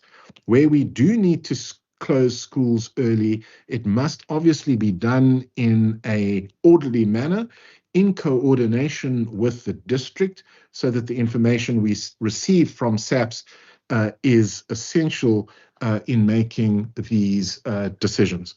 We, of course, what causes great concern is often, honourable members, the amount of fake news about incidents that have occurred, or even incidents that have never even happened, that causes parents to panic and to come to school to fetch their children. We are very concerned about fake news in relation to these kinds of incidents. And we do appeal to everyone to be very conscious and cautious about what information is shared when it has not been verified or does not come from official sources. Fake news makes it so much harder for our school staff and for our officials to handle safety incidents when they arrive. And finally, we place a great emphasis on reporting and supporting our schools. The Western Cape Education Department is committed to continuous monitoring and the implementation of innovative strategies to prevent safety incidents. A real-time monitoring system that allows for the immediate identification of potential risks through data analytics and reporting tools is maintained by our Safe Schools call center. The system is integrated with existing school management platforms to track incidents of violence, of bullying, and of course, incidents in relation to other safety concerns. And what this does is enable proactive interventions. To ensure the effectiveness of these initiatives, the department regularly reviews and updates its safety protocols involving key stakeholders in the process. When reports are received by the Safe Schools call center, they follow a structured process to ensure they are dealt with effectively and, of course, appropriately. These are just some of the initiatives and activities that our officials, that our school, and that our staff, and of course the wider school communities use to improve learner safety. And I certainly appeal to our honourable members to support our schools in this effort. Thank you very much. Thank you very much, Honourable Minister. I recognise the Honourable Johnson. Thank you, Honourable Speaker, and thank you to the Honourable Minister for the reply. Through you, Honourable Speaker, Minister, you have briefly touched on bullying in schools, but I would like to know from you if any parent feels that an incident of abuse or bullying has not been suitably handled by the school, what options are available to the parents? Thank you, Honourable Speaker. Thank you, Honourable Member. Honourable Minister. Thank you very much for the question. I did, as the Honourable Member notes, make fairly substantial, if you like, submissions on the whole question of bullying.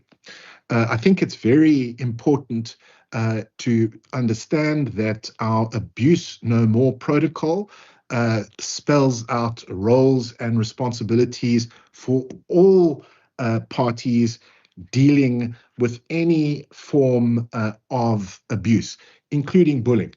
And bullying, as I said, is covered and is considered to be serious misconduct in terms of our national guidelines and in terms of the South African Schools Act.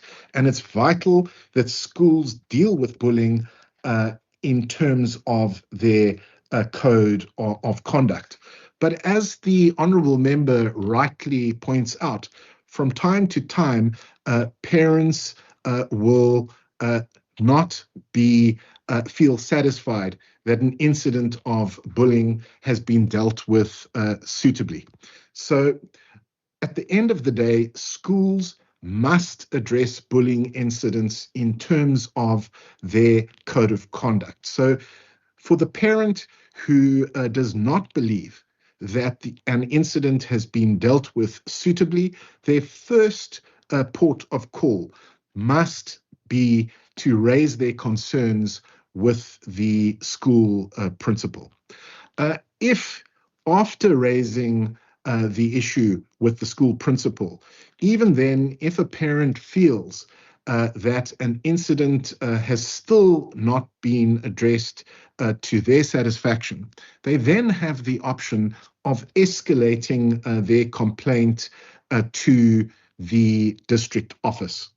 I would also remind the Honourable Member, but also any parents who might be in the session, that they always have the option. They always have the option of being in contact with our Safe Schools helpline, and that number is, of course, 0800 4546 47. I'll repeat that, 0800 4546 47. And of course, our Safe Schools call center stands by with qualified psychologists and social workers to provide parents or indeed learners with guidance on the steps that they need to take, and also they are on standby to provide advice on to any parent or learner on in relation to bullying, or indeed in relation to any other incident of abuse, including, for example, any sexual offences, abuse, or neglect. Thank you. Thank you very much, Honourable Minister. Honourable Marais. Thank you very much, Speaker. Good day to the Minister. Speaker, I would just like to thank the Minister for his response, and I note all the soft approaches that's been taken in terms of the 9-point safety plan and programs that he's got running that serves as intervention. Honourable Member, please pose the question. I just wanted to get to the matter regarding the use of weapons. That is it's a physical metal that is being used to injure another pupil, and have your department discussed the possibility of installing metal detectors as a intervention to ensure the safety of children without compromising the environment, the learning environment. Honourable Member, your time has expired. Honourable Minister, in the interest of the citizens watching and that question being allowed, I'm going to ask you to please respond, but please do so with keeping in mind that the time for questions has expired. Thank you, Speaker. I will be brief. We do, of course, support our schools and invest extensively in what we call target hardening. And that includes investments, for example, in alarms, in gates, in security gates, in intercoms, and of course, in fences to support our schools with target hardening. But we have not, at this stage, given any consideration to the use of metal detectors. Thank you. Thank you very much, Honourable Minister. Honourable Members, that brings us to the end of questions for oral reply. Outstanding replies will be printed in Hansard. We now move on to questions to the Premier without notice in terms of Rule 204. I just want to remind Honourable Members that it's only the member that is posing the question to the Premier that may ask follow-up questions, and that member has got 2 opportunities for follow-up questions. The first member is Honourable Nkontlo.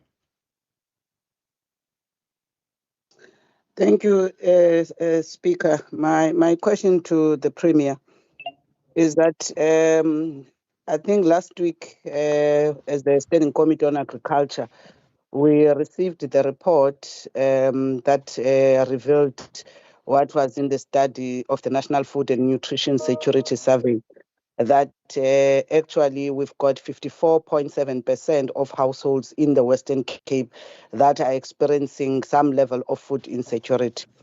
And I'm interested to know what is the Premier and his government doing about this situation. Thank you very much, Honourable Premier. Thank you very much, Speaker, and thank you very much, Honourable Kondlo, for that question. And I think it is really a very good question because I think all of our citizens are feeling this pinch, and that is a very distressing number. In actual fact, there are a couple of numbers, not only the one in that report, there's also a couple of issues that are raised through our own policy team and have been for a while around nutrition stunting as a result of low nutrition levels, and through those reports, obviously, your question is, so what is being done about it? I'm going to start off with, there are a whole range of areas of intervention on the one side. And of course, I think our main apex priority in the Western Cape is one of growth and jobs, because nothing puts food on your table like a job. Nothing changes that malnutrition like having an income. And so we will continue to make sure that that is the biggest focus, because, of course, these numbers are not only the Western Cape numbers, they are South Africa's numbers too. The malnutrition has various gradings to it. So I think the first straight-off intervention, which has been there for a while, would be a school feeding scheme. And obviously, nearly 500,000, or just over 500,000 of our learners do get a meal at school in the school system. But of course, sometimes that overlaid with a nutrition map and delivery of nutrition in the system could be a pathway, and we've started looking at it. In actual fact, the working committee in the cabinet headed by Minister Winger on specifically nutrition, but then it also feeds into the focus committee that meets regularly as a subcommittee of cabinet, which deals with education, health, social development. It's in that platform that we have these reports. So those learners, perhaps we have asked the question, would it be beneficial if we could send a meal home over the weekend with a learner? Because a learner like that gets a meal during the week, during the school day. What happens over the weekend? What happens during school holidays? And it is a question we're asking. That's one intervention. I think the stunting number is even more frightening, because when a child, through a family that is malnourished, a child also does not get any opportunity into life if we cannot deal with that stunting. And that is, again, another project which I think is very, very exciting, and that's the Khulisa Care project. I think we have spoken about it a number of times, but for those members that perhaps aren't afraid, that is where the health department, the DG Murray Trust, the Shoprite Checkers business partner came on board, our universities, the health department then identifying either through prenatal or postnatal checkups through our clinic system, pick up whether either a mother or a child are malnourished, undersized, and that is where that focus goes in. It's a sort of like extension to the first 1,000 days that we focused on for a while, but that then says, how do we get a nutritious meal or booster to that child, to get the child to the relevant weight that's needed, so that they can actually develop as a normal child, that they have got the nutrition during the formation stage of their brain, so that they are not disadvantaged going into the school system, not disadvantaged throughout life. And of course, that really is, I think, a major intervention. Then, of course, there's, whether it's the nutrition schemes that come through DSD, whether it's the programs that get run through various departments in the Department of Health, identifying people who are underweight. These are all various programs that look at nutrition, food security, and then, of course, those are interventions. At the same time, we were hugely optimistic at the start of this year, but I think what's happening in the fuel fight that's happening around Iran and the implications, first of all, just on the cost of fuel, but we're seeing that now as an implication for inflation, which again is going to exacerbate this number. And so obviously it is worrying. We have a team that looks at it. We look at the various levels and how do we break it down. I remember even in the last meeting, even in my own analysis, I was asking that perhaps we could do a GIS mapping, because it's not only government interventions. I think there are a range of amazing private sector NGO interventions into food security as well. And these are from food banks to soup kitchens, big CSI-funded organizations. How do we map where those meals are going? Because it doesn't help that if a family gets a meal through a soup kitchen, gets a meal through a big intervention, gets a meal because their children are getting a meal at school, or also part on the Kulisa care, something coming through a social worker and intervention from that side, and the same family is getting all of that support, when perhaps GIS mapping it will find a community somewhere where they don't get any of those supports. And that really is concerning. And so we've asked that we look at a GIS mapping of where the food security is analysed, where interventions are in place, both public and private, so that we can start to identify if there are any major gaps in the system. Thank you very much, Honourable Premier. Honourable Nkondlo, your first opportunity for a follow-up. So, Premier, with what you are saying, with the number of interventions that that you have just indicated, are you telling us that at this point, as a provincial government, you cannot tell us, you don't know where exactly are the households that are experiencing food hunger as a province, since you are still looking for GIS maps to tell you where are the interventions? So all of the things that you are doing as government, as you said, that there are a number of interventions, what informs those interventions if you are still looking for GIS mapping of those? So we know where the government ones are, but I don't know where the private sector ones are. Where is, Auntie Mary's Soup Kitchen delivering soup? And where is the, the food pantry delivering food parcels? Where is, Gift of the Givers involving food solutions? We don't have that data. So that's what we've asked for now. We can give you, and if you want to put a written question or a question in to say which of those government interventions are in place and in which areas they are. I didn't know what question you were going to ask. I can just tell you what I know. We can give you the government spaces, but I've said, how do we map all of the interventions? So it's our ones, and then the private sector, NGO space, the small to big interventions, soup kitchens, etc. And then how do we then see, is there a gap? Because, of course, you started off by this number, and it is a concerning number. And there are various ranges to that number, which is concerning. I must say, I think it is something that is obviously seemingly distressing the presidency as well.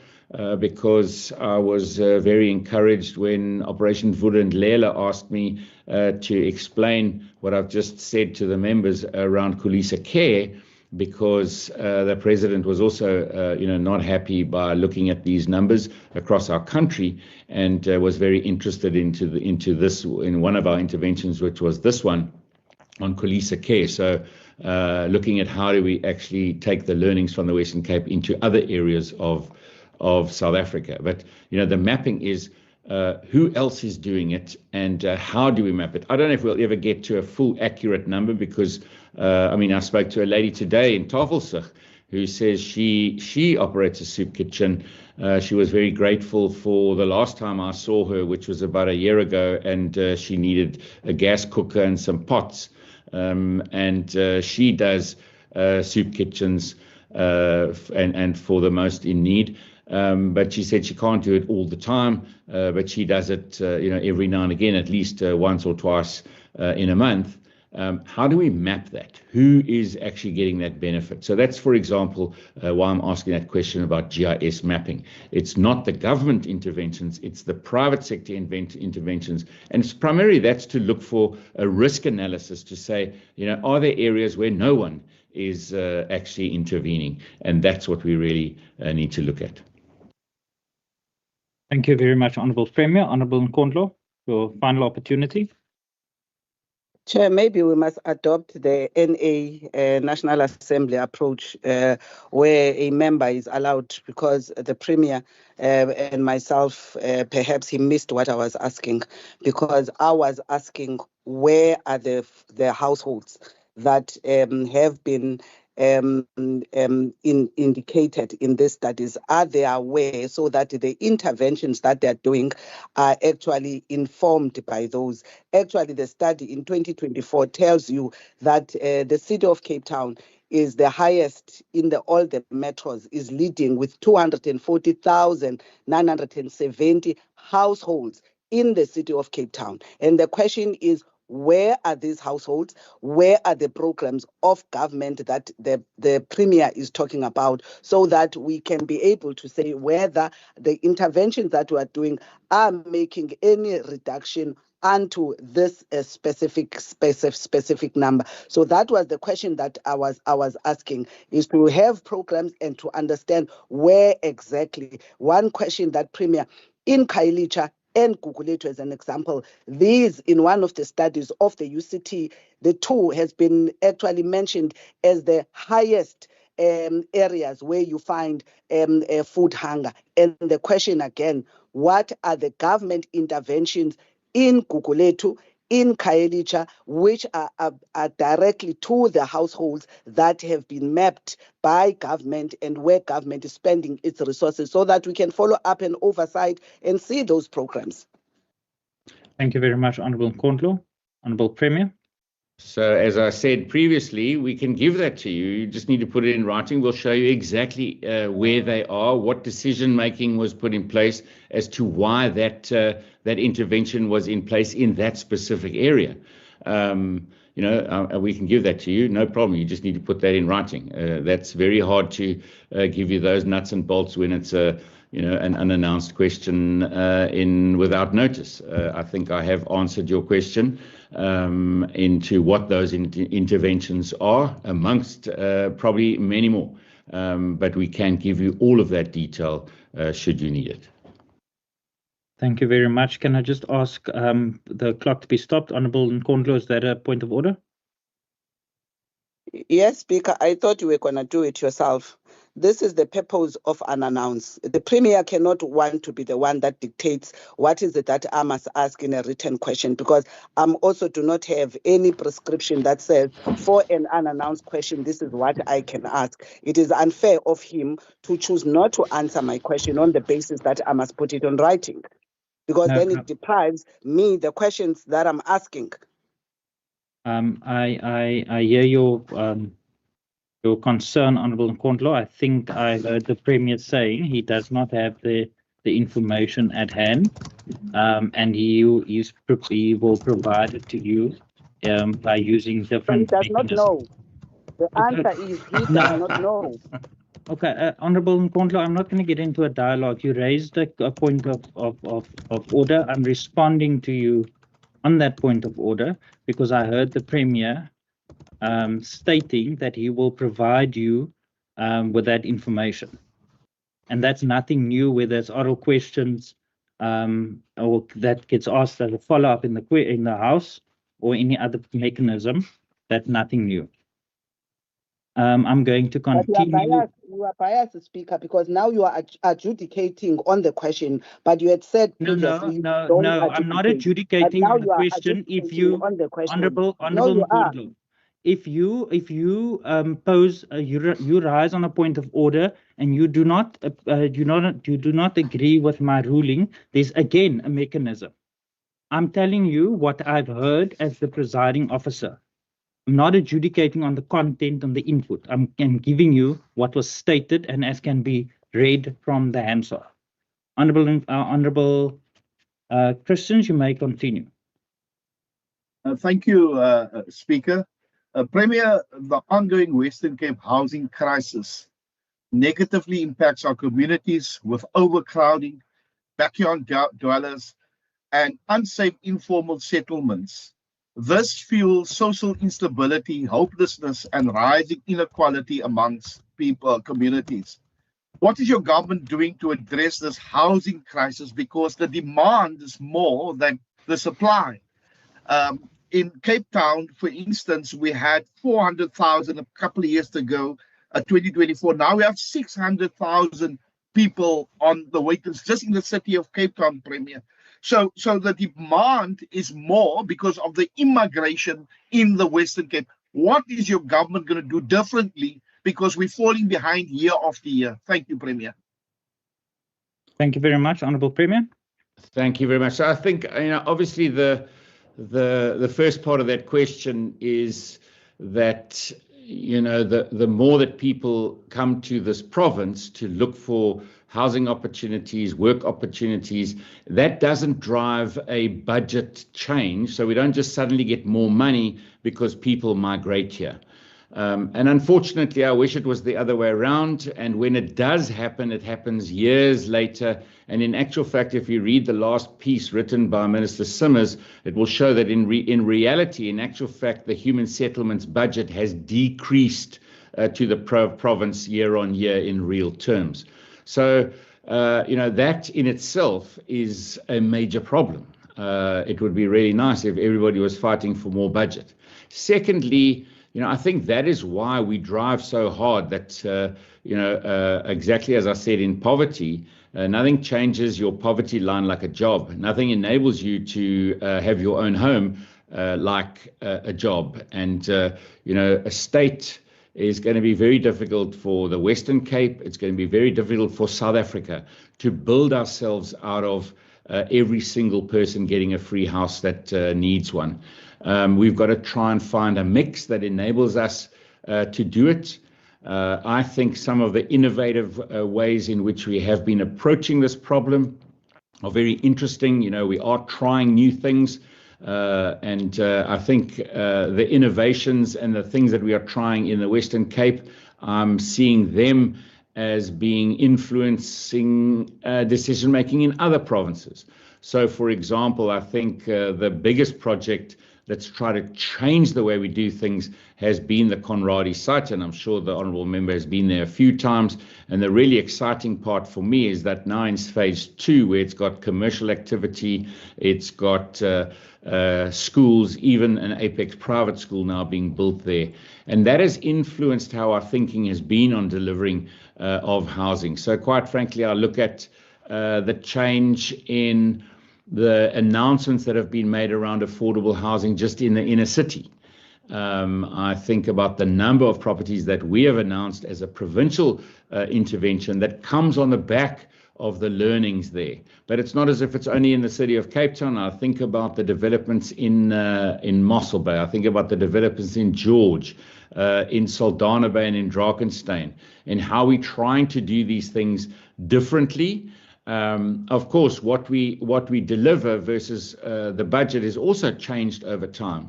If I think about those initial houses that were delivered 30 years ago and 20 years ago in this province, and you will see them if you go out to some of those rural areas, and they really have not been a substantial investment because they have broken, they are falling to pieces. And of course, the citizens have demanded much more than one little square box, which was delivered in those days. And I must say that, some of these housing developments that I've gone to see when Minister Simmers and his team have opened them and handed them over, they have substantially changed over time.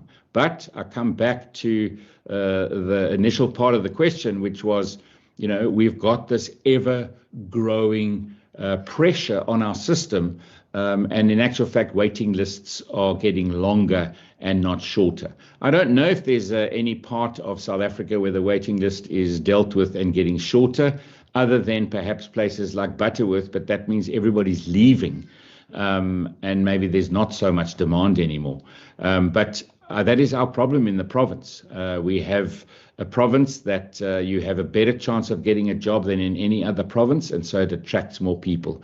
You get the healthcare, etc., and that puts the pressure on us.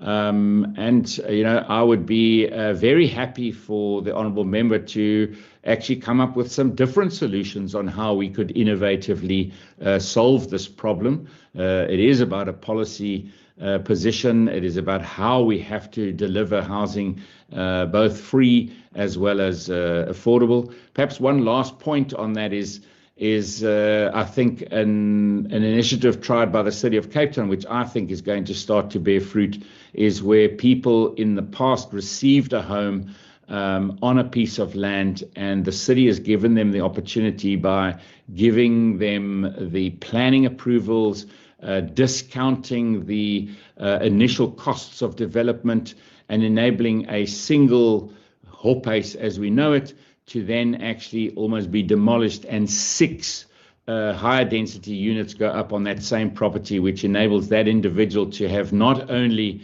their home, but actually up to 6 homes on their property. It enables them to build wealth over time. It fixes a demand problem and starts to supply more homes where it's not only government supplying, but other people. And then I think also that what we've seen by the private sector now starting to look at affordable housing in a better way, because it's not only government that's going to deliver.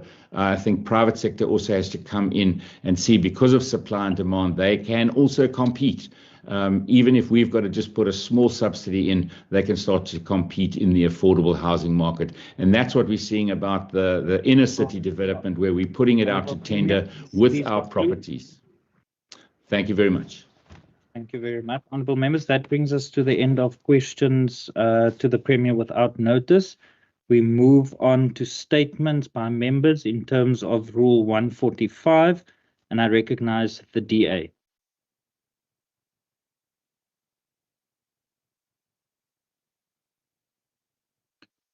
Honourable Speaker, National Government has finally classified the recent severe flooding and high winds in the Western Cape as a disaster, a necessary step for the province to access disaster relief funding from National Treasury. Importantly, the DA in the Western Cape extends its deepest condolences to the families of the 11 people who tragically lost their lives. We also express sincere gratitude to disaster management teams, emergency personnel, volunteers, and ordinary residents who stepped up during this crisis. Honourable Speaker, the disaster has affected more than 103,000 residents across the province, with approximately 13,350 structures impacted in Cape Town alone. At least 11 lives have been lost, while around 651 people were rescued during the emergency response phase. In addition, 104 schools sustained damage. Humanitarian relief efforts have delivered more than 18,000 cooked meals, 3,000 blankets, and thousands of additional relief items to displaced households. Infrastructure impacts remain significant, with major routes such as the N1 and the Huguenot Tunnel reopened, while many secondary roads and bridges remain damaged. Electricity restoration has reached approximately 72% of affected areas, with further recovery ongoing across municipalities. The DA-led Western Cape government has consistently demonstrated that it is prepared, capable, and willing to act decisively during disasters. Through continuous infrastructure monitoring, 24/7 pass systems, and rapid activation of emergency protocols, the province responded swiftly. Rescue operations included helicopter deployments from health services, SAPS, and the SANDF, while coordinated teams from EMS, NSRI, and the SAPS Water Wing rescued hundreds of residents. While recovery will take time, this response again demonstrates that effective disaster management remains one of the Western Cape's core strengths. Thank you. Thank you, Honourable Member. I now recognise the ANC. The ANC caucus in the Western Cape Provincial Parliament welcomes and congratulates the leader of the opposition, Mohammed Khalid Sayed, on being internationally honoured at the Billionaires for Peace Conclave in Mumbai, India.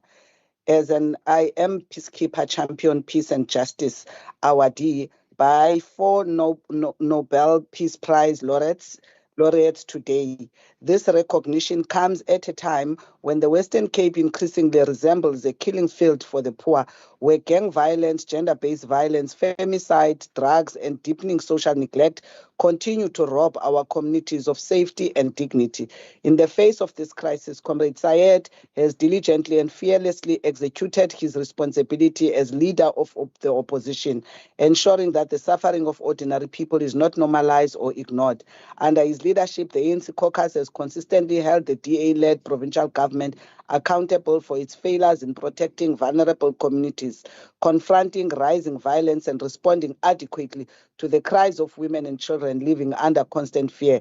The international recognition affirms that the work of defending communities, advancing justice and fighting for peace in the Western Cape does not go unnoticed. It confirms that principled opposition politics rooted in the struggles of the people carries global significance. The ANC caucus believes this honor is not only a recognition of one individual, but also a recognition of the resilience of the people of the Western Cape, whose struggles continue to inspire the fight for justice and accountability. We congratulate Comrade Muhammad Khalid Sayed on this prestigious international honor and wish him well as he represents the people of the Western Cape on the global stage. I thank you. Thank you, Honourable Member. I recognize the PA. Thank you, Honourable Deputy Speaker. I rise today with deep concern and frustration regarding the collapsing state of healthcare services in the Cape Metro and across many hospitals in the Western Cape. What our people are experiencing is not poor service delivery. It is a humanitarian crisis unfolding inside our public hospitals. This past weekend, during a visit to Karl Bremer Hospital, I witnessed heartbreaking scenes. Patients were sitting in long queues for days without receiving proper medical attention. Elderly people were lying on chairs on the floor, exhausted and in pain, while waiting for a bed to become available. Families stood helplessly in overcrowded passages, desperate for answers that never came. At hospitals such as Kraaifontein and Delft Day Hospital, the situation is equally alarming. Patients are arriving urgent medical assistance only to be forced to sit outside for hours, sometimes entire days, before they are helped. There are simply not enough staff members at the reception to process files, not enough nurses to attend to patients, and not enough doctors to provide urgent care. A particularly painful case in Kraaifontein involved a gentleman who suffered a serious injury at work on Tuesday. After falling head first from scaffolding, he was rushed to hospital in critical condition, only to be placed in a wheelchair and pushed outside to sit under a dome while waiting for assistance. No human being in need of urgent medical care should ever be treated in such a manner. Honourable Deputy Speaker, our healthcare workers are trying their best under impossible conditions. They are overworked, understaffed, emotionally exhausted, and forced to operate in facilities that cannot cope with the growing demand. The blame cannot rest solely on frontline workers when the system itself is failing both staff and patient. This week, this House approved B5 2026 budget, but the people of the Western Cape now need to see whether this budget will truly speak to the crisis in our hospitals and healthcare facilities. Budgets cannot only exist on paper while patients suffer in the waiting in passages and outside emergency units. Healthcare in our country, and especially in the Cape Metro, is reaching disaster levels. Our people deserve dignity. They deserve timely medical treatment. They deserve hospitals that heal, not hospitals where suffering is prolonged. Thank you, Honourable Speaker. Thank you, Honourable Member. I recognize the DA.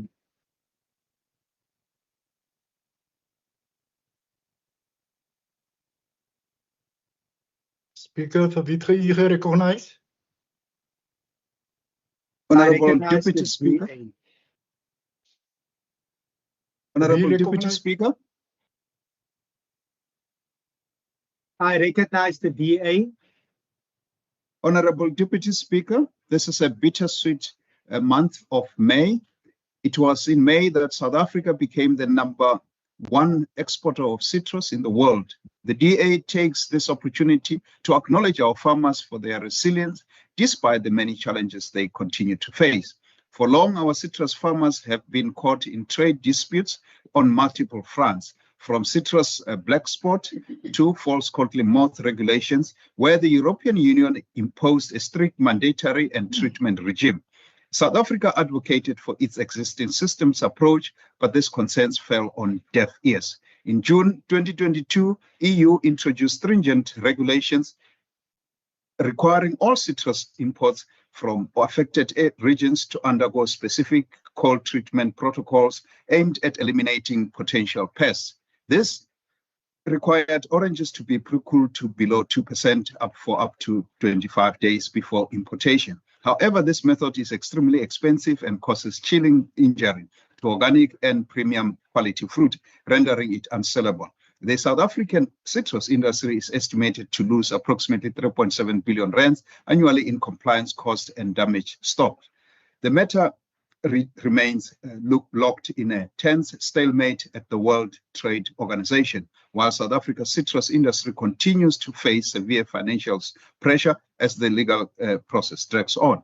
Now, farmers are once again under pressure, this time due to the devastating floods that have wreaked havoc across the province. The severe weather system has left multi-billion rand trail of destruction across the province's agricultural heartlands, resulting in widespread structural damage to orchards, vineyards, pack houses, and critical transport infrastructure. Farmers need urgent assistance, and they cannot afford to lose markets due to delays in processing support. Furthermore, BEE requirements must not become an obstacle to disaster relief assistance for our farmers. I thank you, Honorable Deputy Speaker. Thank you, Honorable Masipa.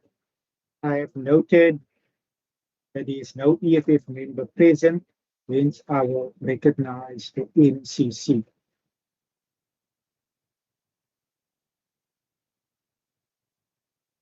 I recognize the NCC. Dankie, Deputy Speaker. Deputy Speaker, vandag wil die NCC hulle diep ontevredenheid uitspreek oor die optrede van die DA in terme van ons plaaswerkers. Deputy Speaker, dinge is so erg geraak nou op plase waar even members en meer spesifiek ek self deur 'n plaas in die High Court geïnterdik is om nie die plaas te betree om uitsettings te stop nie. Huidiglik sit ek as lid van die provinsiale wetgewer, sit ek met interdik teen my om nie 'n plaas te betree nie. Paar weke gelede is op die plaas Heinoen in die Verliesdorp area het 'n uitsetting plaasgevind onwettig waar gesin waar sekuriteitskompanie genader is om 'n gesin uit te sit. En met die interdik op my kop het ek gegaan tot op die plaas met die polisie en ons het dit reg gekry om die uitsetting te stop. Die boer het so ver gegaan om die maandag na die Saterdag het die boer so ver gegaan om 'n dringende aansoek in die Hooggeregshof in Kaapstad te bring om die uitsetting te laat plaasvind. Gelukkig vir hierdie plaaswerker het die NCC ingetree en gehelp met prokureurs vir hierdie plaaswerker of die familie. En vandag kan ek met trots sê dat die uitsetting is in die Hooggeregshof is nie toegestaan nie en hierdie boer het die saak verloor in die Hooggeregshof met kostes. Vandag is die NCC ontevrede, diep ontevrede. Is verkiesingstyd nou en jy sien die DA op die plase oral rond. Maar as dit kom by die plaaswerkers en nou probleme, dan is hulle afwesig. En ons wil 'n oproep maak op ons plaaswerkers om die DA die rig te gee. En ek dank u, Deputy Speaker. Thank you, Honorable Michaels. I recognize the ANC.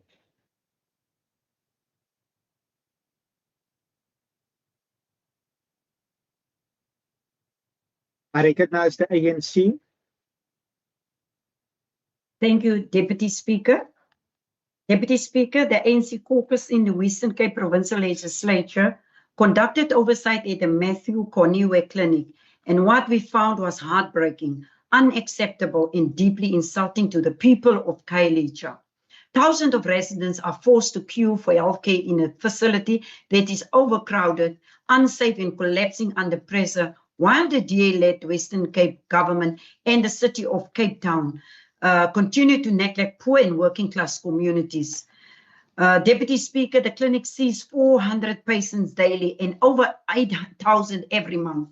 Yet patients and healthcare workers are expected to operate in conditions marked by overcrowding, poor ventilation, infection risk, lack of privacy, and severe staff shortages. Patients are sometimes treated in shared spaces because there are not enough consultation rooms. There is only one emergency bed in a facility serving one of the largest communities in the province. This is not dignity. This is not quality healthcare. This is neglect. Healthcare workers themselves describe the clinic as a health hazard that does not comply with occupational health and safety standards. We demand urgent intervention to address occupational health and safety risks, expand staffing, restore patient dignity, and delivering a properly funded new healthcare facility for KLHR. The ANC wants the people of KLHR to know that their pain, frustration, and life reality are being raised inside this legislature. We will not be silent while our people are treated as if their lives matter less.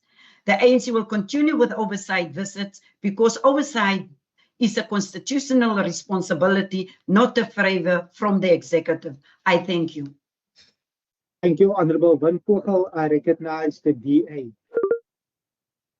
Honorable Deputy Speaker, the restoration of Paarl Hospital following the devastating fire in January 2026 is now nearing completion, with major infrastructure repairs finalized and the phased return of services already well underway.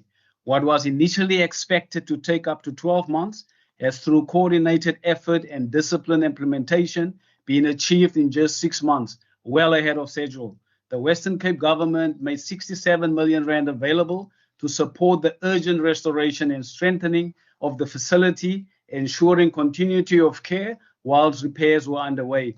We commend the extraordinary commitment of healthcare workers, hospital management, infrastructure teams, contractors, and support staff who ensured that services continued throughout this challenging period. Their professionalism and resilience made this rapid progress possible. All major infrastructure work has now been completed, with most equipment and furniture delivered and installed. A number of outpatient and specialized services have already returned to restored areas of the hospital, with remaining services expected to be fully operational by the first week in June 26. This achievement is more than rebuilding infrastructure. It's about restoring access to care and upholding the dignity of every patient depending on Paarl Hospital. The DA in the Western Cape notes this kind of fast, efficient, and disciplined delivery is only possible under DA-led government, where planning, accountability, and decisive execution ensure that projects are delivered on time and often way ahead of schedule. The DA in the Western Cape welcomes this milestone and thank all those involved for ensuring that healthcare services are restored faster for the communities of Paarl and the surrounding areas. Engus. Thank you, Honorable Boyson. I recognize the Freedom Front Plus. Thank you, Honorable Deputy Speaker. Deputy Speaker, the Freedom Front Plus wishes to raise a matter that emanates from a complaint received on the 20th of May 2026 from a resident in Renendal community of Knysna. Die frustrasie van die betrokke inwoner bevat in die e-pos wat ons ontvang het, is omdat hierdie klagte sedert die 7de Julie 2025 bestaan en was by die Knysna munisipaliteit ingedien. Na talle geleenthede, stemnotas en e-posse tot op hede is geen stappe geneem om die probleem op te los nie. The blue mobile and portable toilets were installed to accommodate informal settlements in the Sonop Street of the community. However, it has unfortunately resulted in a stench due to failure on the part of the municipality to regularly service these toilets.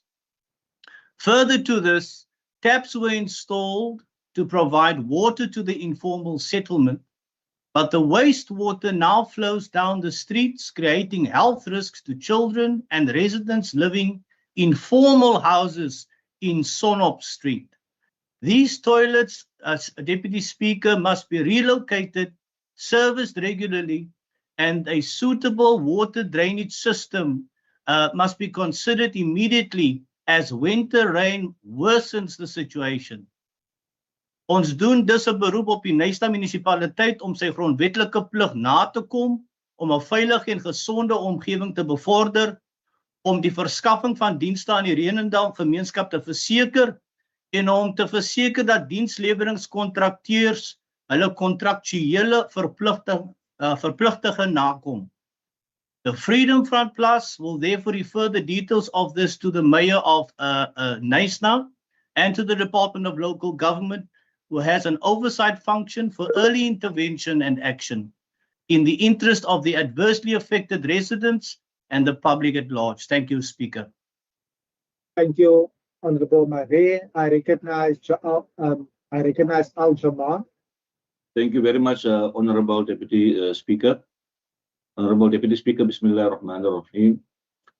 The Prophet Muhammad sallallahu alaihi wasallam tells us that innamal a'malu bin niyyat, verily actions is judged according to its intention. Thank you very much, Honorable Deputy Speaker. Thank you, Honorable Brunkhuis. I recognize the ACDP. Thank you, Deputy Speaker. Deputy Speaker, the ACDP in the Western Cape expresses deep concern regarding the ongoing challenges faced by learners living in cerebral palsy across the Western Cape. Many vulnerable learners continue to face significant barriers of quality education, specialized healthcare support, accessible transport, dignified learning environments, long waiting lists for ELS in schools, shortages of therapists, and inadequate disability-friendly infrastructure place an immense strain on both learners and their families. In many communities, parents are forced to travel great distances to access specialized education support for their children. Poverty and limited resources further exacerbate these hardships.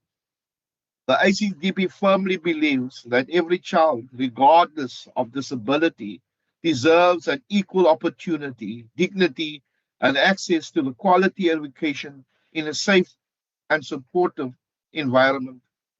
We therefore call on the Western Cape government and the WCED to prioritize increased funding for ELS in schools, expand therapy services, improve learner transport systems, and strengthen inclusive education programs to ensure that no learner in this province is left behind. I thank you.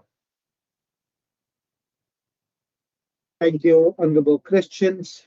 I have confirmed that the Good Party is not present. I recognize the DA.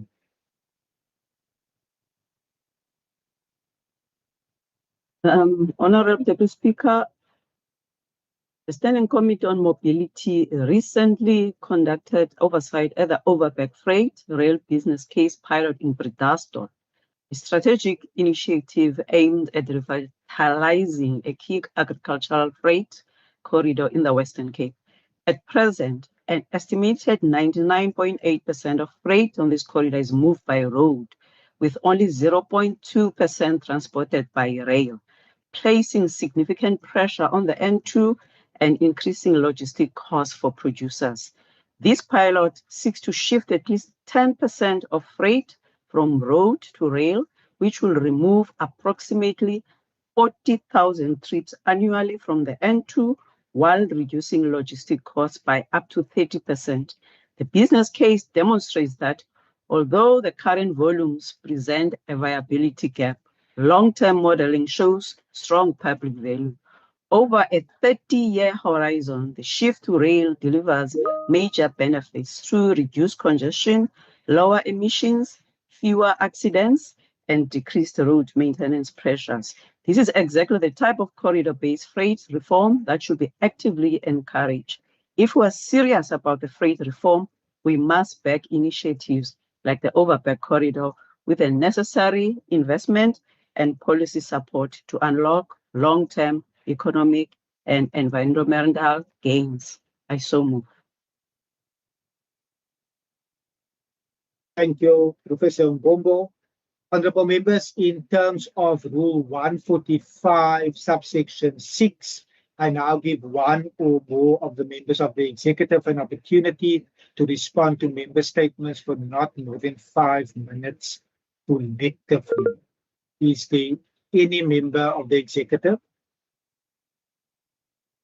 In the order that hands are raised, I will acknowledge the Honourable Minister, Minister Wenger.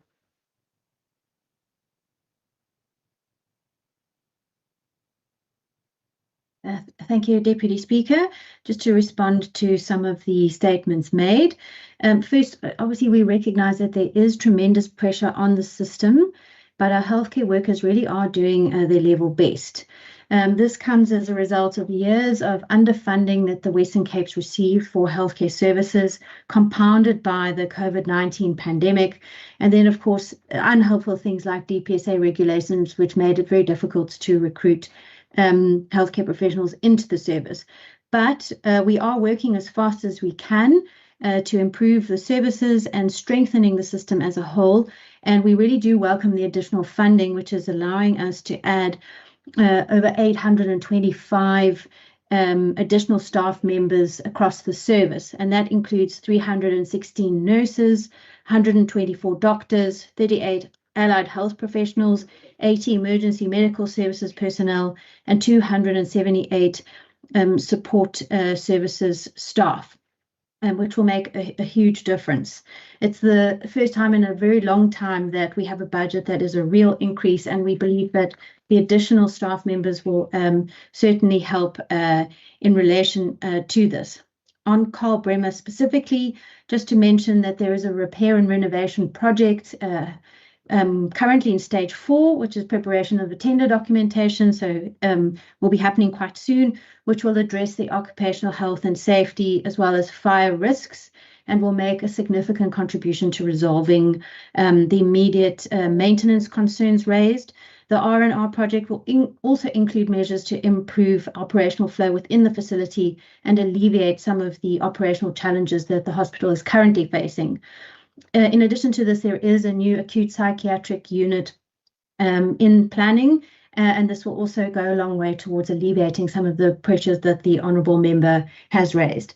Further, Deputy Speaker, if I could say, if members do come across issues within the healthcare system, please would they use the complaints mechanism to refer those to myself, and we would happily investigate, and this also helps us to improve the services for everyone. Thank you.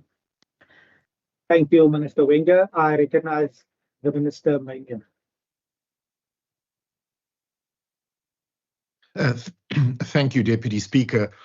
I could not agree with the Honourable Furlong Christians more that special needs learners should have equal opportunities and safe and supportive environments.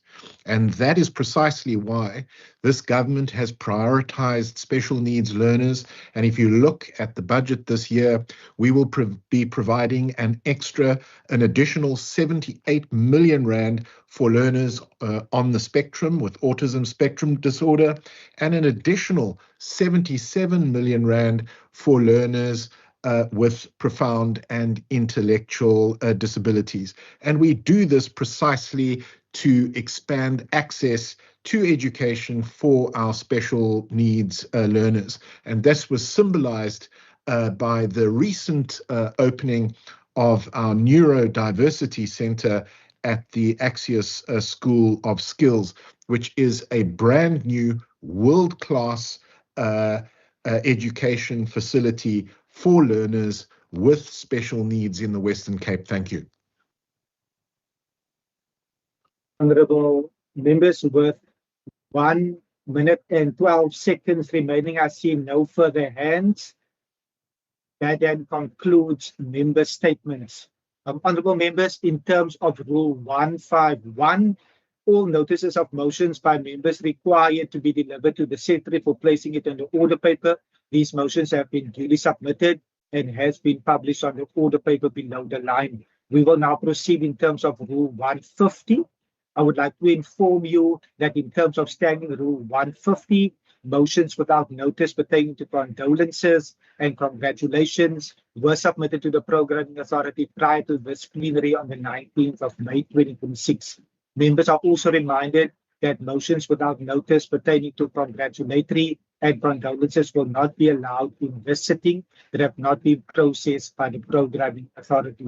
I have been duly informed that the Programming Authority meeting on the 19th of May 2026, political parties submitted the names of the honourable members to the desired order of speaking, and who had wished to move a motion without notice in this sitting of the House, I will therefore, just for noting and for the purposes of the minutes, call out the honourable members' names who have accordingly been submitted and approved.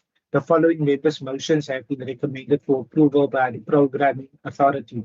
It's Member Stoffel, Member Kondlo, Member Barnes, Member Stoffel, Member Quinsu, Member Masipa, Member Bosman, and Member Bryan. I now put the motions duly submitted and recommended for approval by the Programming Authority to the House. Are there any objections, members? No objections. There is no objections. Agreed to. The motions will appear in the minutes of proceedings and in Hansard in each individual member's name as if that member read it out aloud. I will now afford the opportunity for members to move motions without notice as per Standing Rule 153D.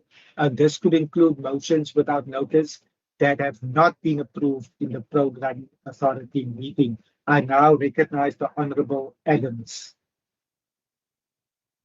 Thank you, Honourable Deputy Speaker. Greetings to all the honourable members and those on the social media platforms following us today.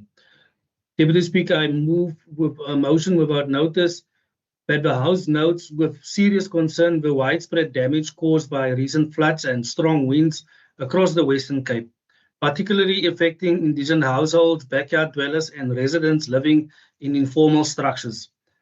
Further notes that many families are currently left exposed to dangerous weather conditions due to damaged roofs, flooded homes, and destroyed structures, placing vulnerable residents, including children and the elderly, at further risk. Acknowledges the efforts of emergency services, municipal workers, and community volunteers assisting the affected residents during this crisis, and therefore calls on the Western Cape government to urgently provide emergency roof repair assistance and building materials to indigenous households affected by the floods and strong winds, to establish temporary emergency structures and shelter support for displaced backyard dwellers and informal settlement residents, to prioritize vulnerable communities in disaster relief interventions, and to engage all relevant municipalities and the national government departments to accelerate emergency housing and disaster recovery support for the affected residents. Speaker, I so move. Thank you. Honourable members, are there any objections to the motion being moved without notice? There is no objections. Agreed to. I now recognize the Honourable Johnson.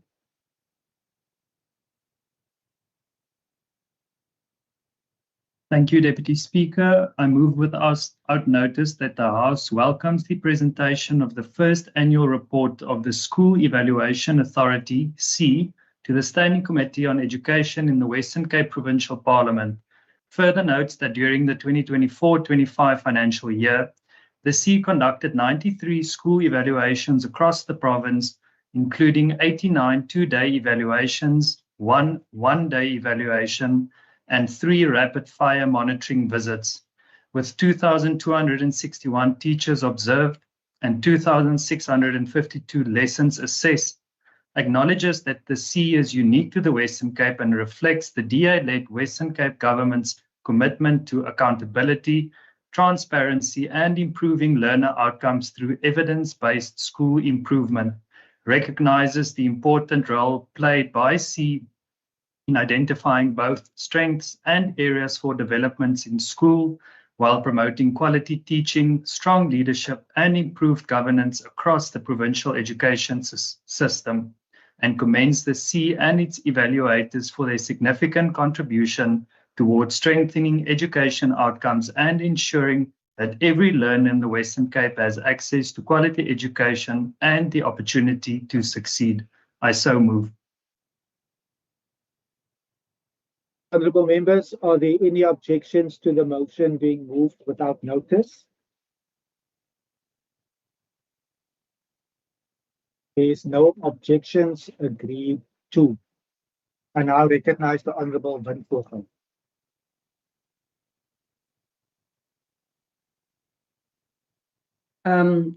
On behalf of the ANC, I move without notice that the House note the Western Cape government's announcement of the planned appointment of more than 800 additional healthcare personnel, including 360 nurses and 124 doctors, as part of the 2026-2027 health and wellness budget aimed at strengthening healthcare service delivery across the province.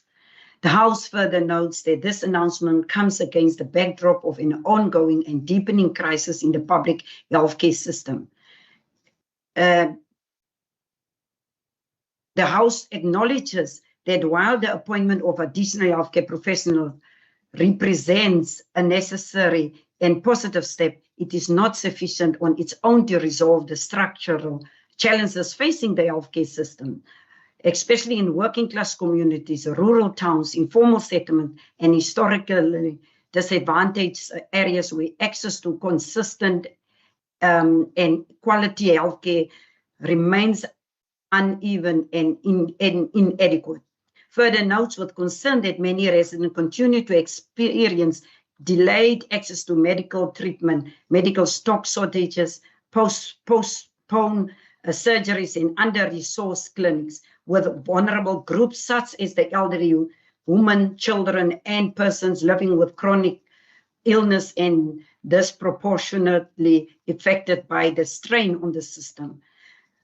Recognize and commends the dedication, resilience, and sacrifice of nurses, doctors, and emergency medical personnel, community health workers, and support staff who continue to deliver service under extremely demanding conditions despite systematic constraints.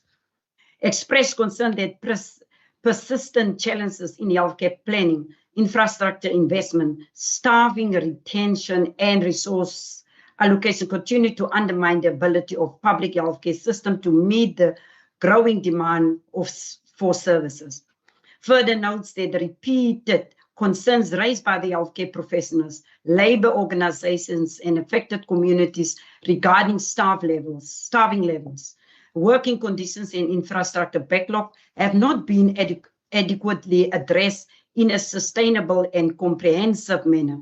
Therefore, the House calls on the provincial government to urgently represent to the House a clear, detailed, and transparent implementation plan outlining deployment of newly appointed healthcare work personnel, measures to ensure equitable allocation to rural and underserved areas, strategies to improve retention of healthcare workers within the public sector, and a long-term plan to strengthen infrastructure and reduce patient backlog and ensure the delivery of accessible, equitable, and quality healthcare service for all residents of the Western Cape. I so move. Honourable members, are there any objections to the motion being moved without notice? So must Yes, object. yes, there's an objection to the motion being moved without notice. There's an objection. The motion will be printed on the order paper. I recognize the Honourable Provincial.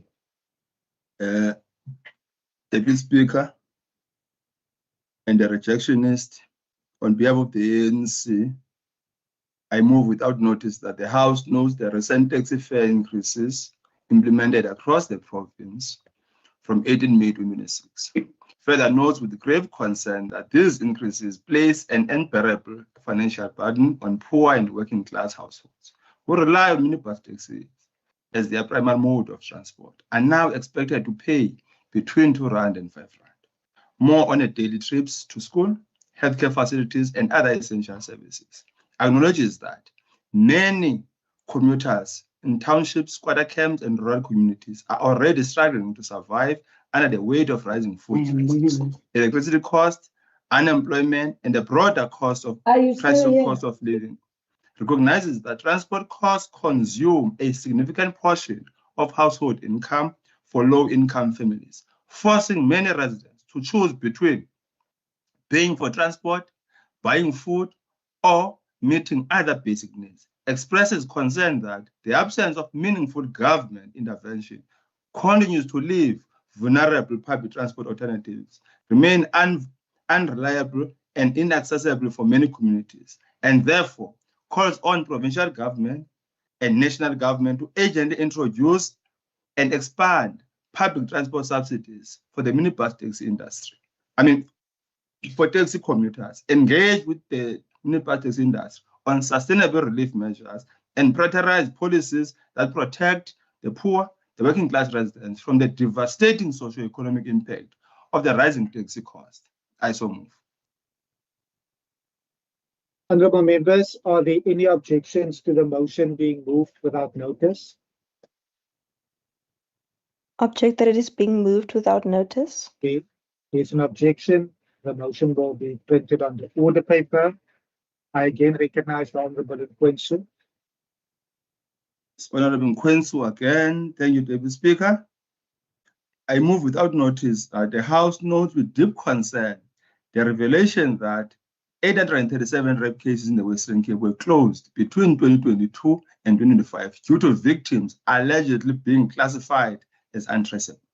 Further notes that these alarming statistics reflect serious shortcomings within the criminal justice system, particularly in the investigation and prosecution of gender-based violence and sexual offenses. Acknowledges that survivors of rape and often endure severe trauma, fear, intimidation, and social stigma when reporting these crimes, and that many victims from poor and working-class communities face additional barriers such as unsafe living conditions, lack of transport, inadequate victim support services, and economic vulnerability. Recognizes that the closure of these cases not only denies survivors justice, but also emboldens perpetrators of gender-based violence and further erodes public confidence in the South African police services. And the broader justice system expresses concern over ongoing reports of detective shortages, inadequate investigative capacity, poor follow-up procedures, and failure in victim support mechanisms within SAPS and related institutions. The House condemns the systematic failures that continue to leave women and children vulnerable at a time when gender-based violence and femicide remain at the crisis levels across the country. And the House, therefore, calls on provincial government, SAPS leadership, and the National Department of Police to urgently strengthen victim tracing mechanism, increase resources for family violence, child protection, and sexual offences units, improve survivor support services, ensure accountability in the handling of rape cases, and prioritize the effective investigation and prosecution of all gender-based violence offences. I so move. Honourable members, are there any objections to the motion being moved without notice?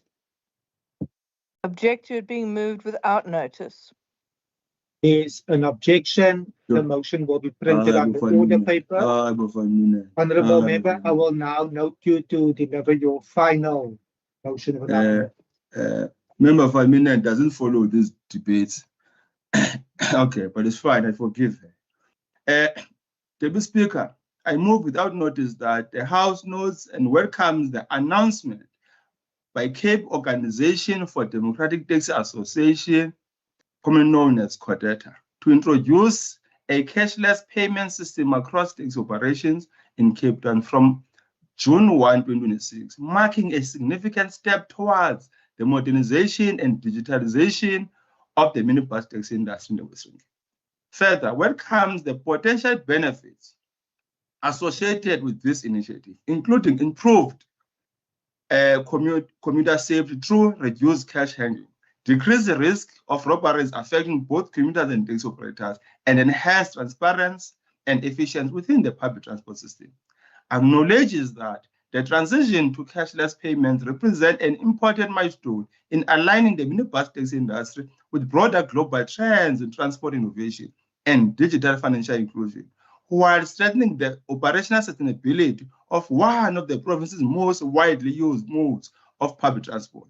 Further acknowledges the role of taxi associations such as CODETA in driving industry reforms that seeks to improve service delivery, safety standards, and organizational efficiency within the sector. Recognizes that the minibus taxi industry remains a critical pillar of public transport in the Western Cape, providing essential mobility for millions of commuters who rely on it to access employment, education, healthcare, and other socio-economic opportunities. Encourages continued collaboration between taxi associations, government, and financial services to providers to ensure a smooth, inclusive, and well-supported transition to cashless systems that benefits both operators and commuters, and therefore calls on all relevant stakeholders to ensure that the implementation of the cashless payment system is rolled out in a manner that is accessible, affordable, and user-friendly, particularly for low-income and unbanked commuters, while contributing to a safer, more efficient, and modernized public transport system in the Western Cape. I so move. Honourable members, are there any objections to the motion being moved without notice?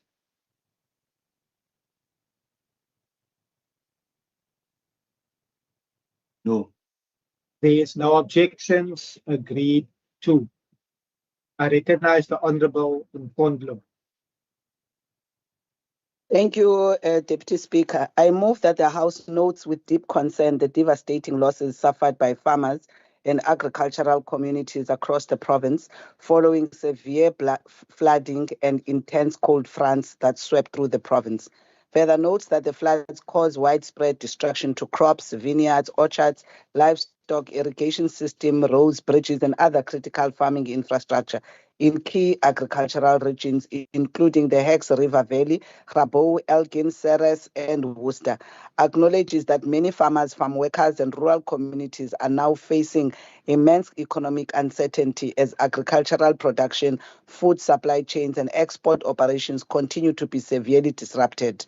Recognizes that the agricultural sector remains a vital contributor to employment, food security, and economic activity in the Western Cape, particularly in rural areas where thousands of families depend directly on farming for their livelihoods. Expresses concern that repeated climate-related disasters continue to expose the vulnerability of rural infrastructure, disaster preparedness systems, and support mechanisms available to farmers and farming communities. Further acknowledges the humanitarian impact of the floods on farm workers and surrounding communities, many of whom have lost homes, belongings, and access to essential services, and therefore calls on the provincial government to urgently provide disaster relief funding, infrastructure recovery support, and financial assistance to affected farmers and farm workers, strengthen climate resilience measures in vulnerable agricultural areas, and ensure that no farming community is left behind in the province's disaster recovery efforts. I so move. Honourable members, are there any objections to the motion being moved without notice? No. Object specifically An that the motion objection is to it moved being moved without without notice. notice. There is an objection. The motion will be printed on the order paper. I recognize the Honourable Nkondlo.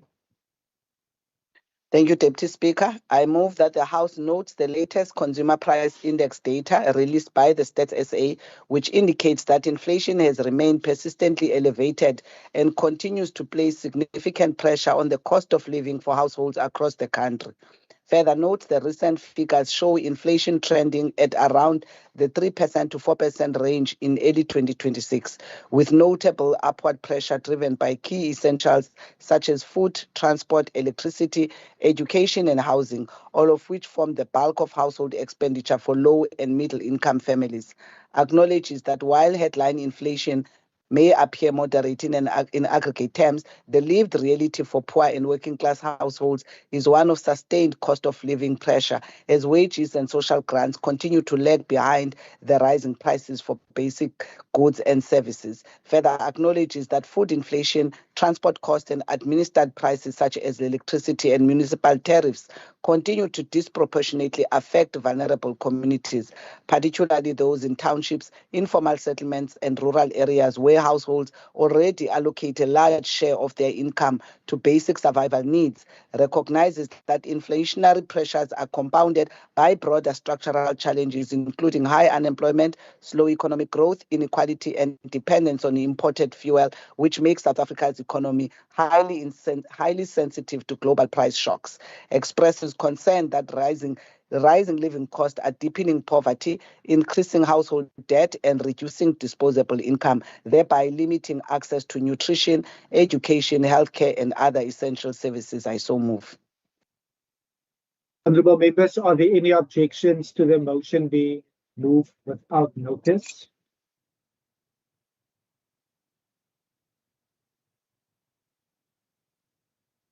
There is no objections. Agreed to. I recognize the Honorable Mpondo. Thank you, Deputy Speaker. Once again, I move that the House notes with serious concern the ongoing failure of the cable and telephone line infrastructure on the 4th floor of the Western Cape Provincial Parliament, which has reportedly been dysfunctional for an extended period without resolution. Further notes that the persistent breakdown of communication systems negatively affects the ability of members and staff to effectively perform their constitutional and legislative duties, undermining productivity, responsiveness, and institutional efficiency within the legislature.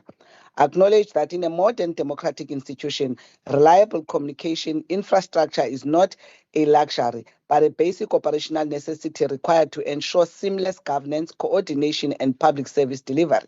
Expresses concern that the prolonged neglect of this matter reflects poorly on the administration and maintenance standards within the WCPP, particularly in a space meant to uphold accountability, professionalism, and effective governance. Calls on the relevant parliamentary administration and technical support services to urgently intervene, provide a full report on the cause of the failures, outline why the issue has remained unresolved for such a prolonged period, and ensure that the cable and telephone system on the 4th floor are restored without any further delay. I so move. Honourable members, are there any objections to the motion being moved without notice? Yes, there is an objection to it being moved without notice. It affects more than just the 4th floor, Honourable Deputy Speaker. Why are you arguing? There is an objection. The motion will be objecting. printed on the order Be paper. quiet. I recognize the Honourable Stoffel.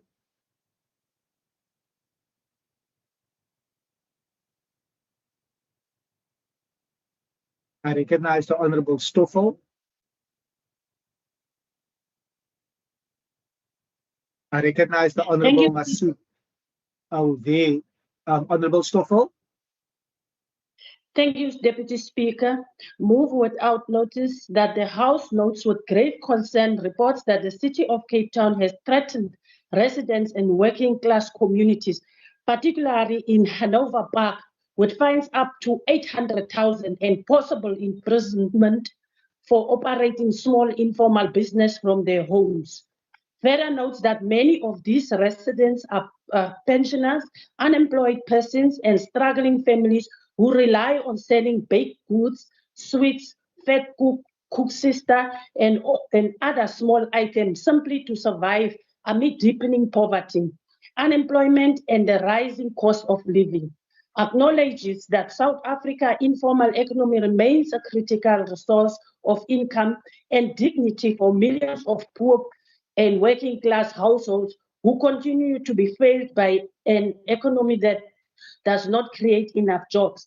Expresses outrage that whilst communities across Cape Town flats continue to battle gangsterism, drugs, extortion, unemployment, housing backlogs, and collapsing of social conditions, the city appears more focused on criminalizing poor residents attempting to put food on the table.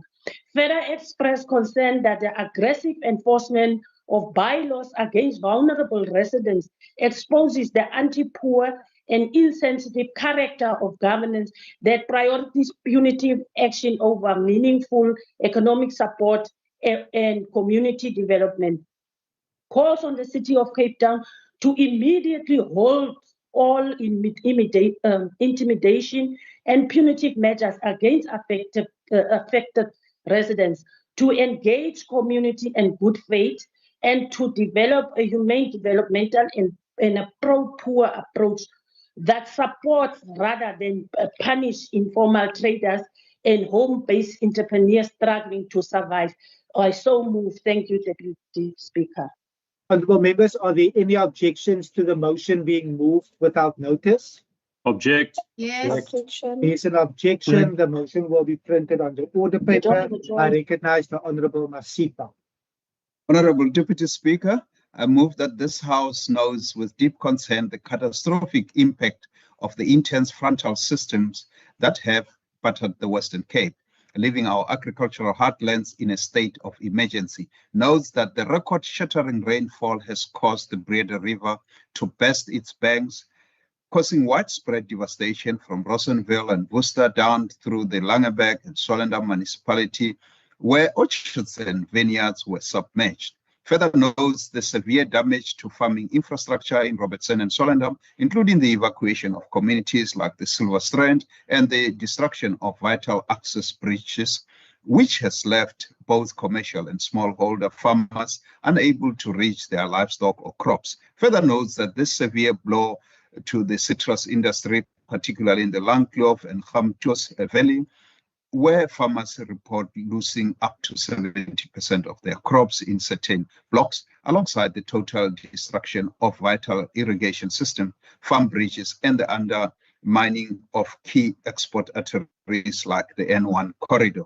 Acknowledge the harrowing humanitarian toll on our rural communities, including the emergency rooftop evacuations of farm workers and the tragic loss of lives across the province, as well as the long-term threat to food security and the livelihoods of thousands of seasonal workers. Recognize the rapid response of the NSRI, Provincial Disaster Management, and the Department of Agriculture teams currently conducting damage assessment. I so move, Honorable Deputy Speaker.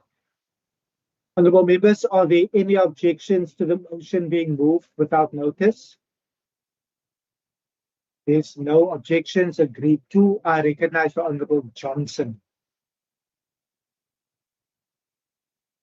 Thank you, Deputy Speaker. I move without notice that the House notes with serious concern the ongoing vandalism and theft at schools across the Western Cape.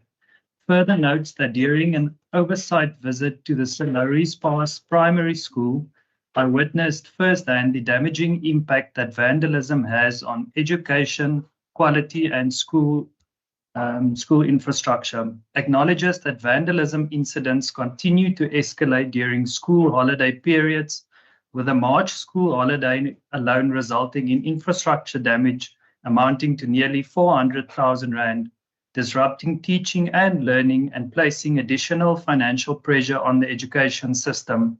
Recognizes that acts of vandalism rob learners of safe learning environments and divert critical resources away from classrooms, infrastructure development, and learner support.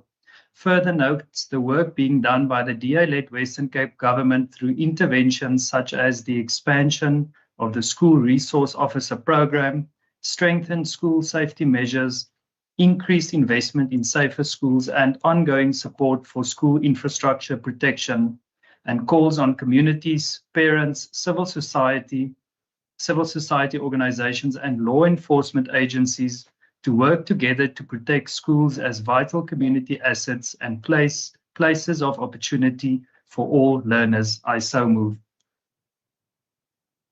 Honourable members, are there any objections to the motion being moved without notice? There's no objections. Agreed to. I recognize the Honourable Professor Mbombo.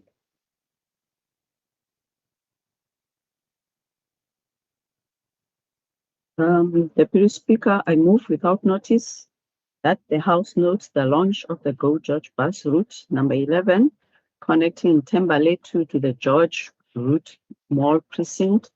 Further, notes that the route provides commuters with a direct transport connection to employment opportunities, schools, businesses, and essential services, while reducing the need for multiple transfers and long travel times. Acknowledges the importance of accessible and reliable public transport in improving economic mobility and connectivity for communities, and notes that continued investment in integrated public transport infrastructure remains important for supporting growing communities across the Western Cape. I so move. Honourable members, are there any objections to the motion being moved without notice? There's no objections. Agreed to. The final motion without notice is the Honourable Johnson. Thank you, Deputy Speaker. I move without notice that the House notes an entrepreneurship initiative observed during an oversight visit to Nomzamo Primary School, where grade 7 natural science learners grow produce on school premises and sell it to fellow learners, parents, and members of the community. Further notes that learners are permitted to retain the profits generated from these sales, exposing them to financial literacy, entrepreneurship, responsibility, and practical learner opportunities at a young age. Recognizing the role schools can play in equipping learners with both academic knowledge and practical life skills, and notes the importance of supporting learner development initiatives that encourage self-resilience, innovation, and economic participation among young people. I so move. Honourable members, are there any objections to the motion being moved without notice? There is no objections. Agreed to. Honourable members, that concludes motions without notice, but it also concludes the business of the day.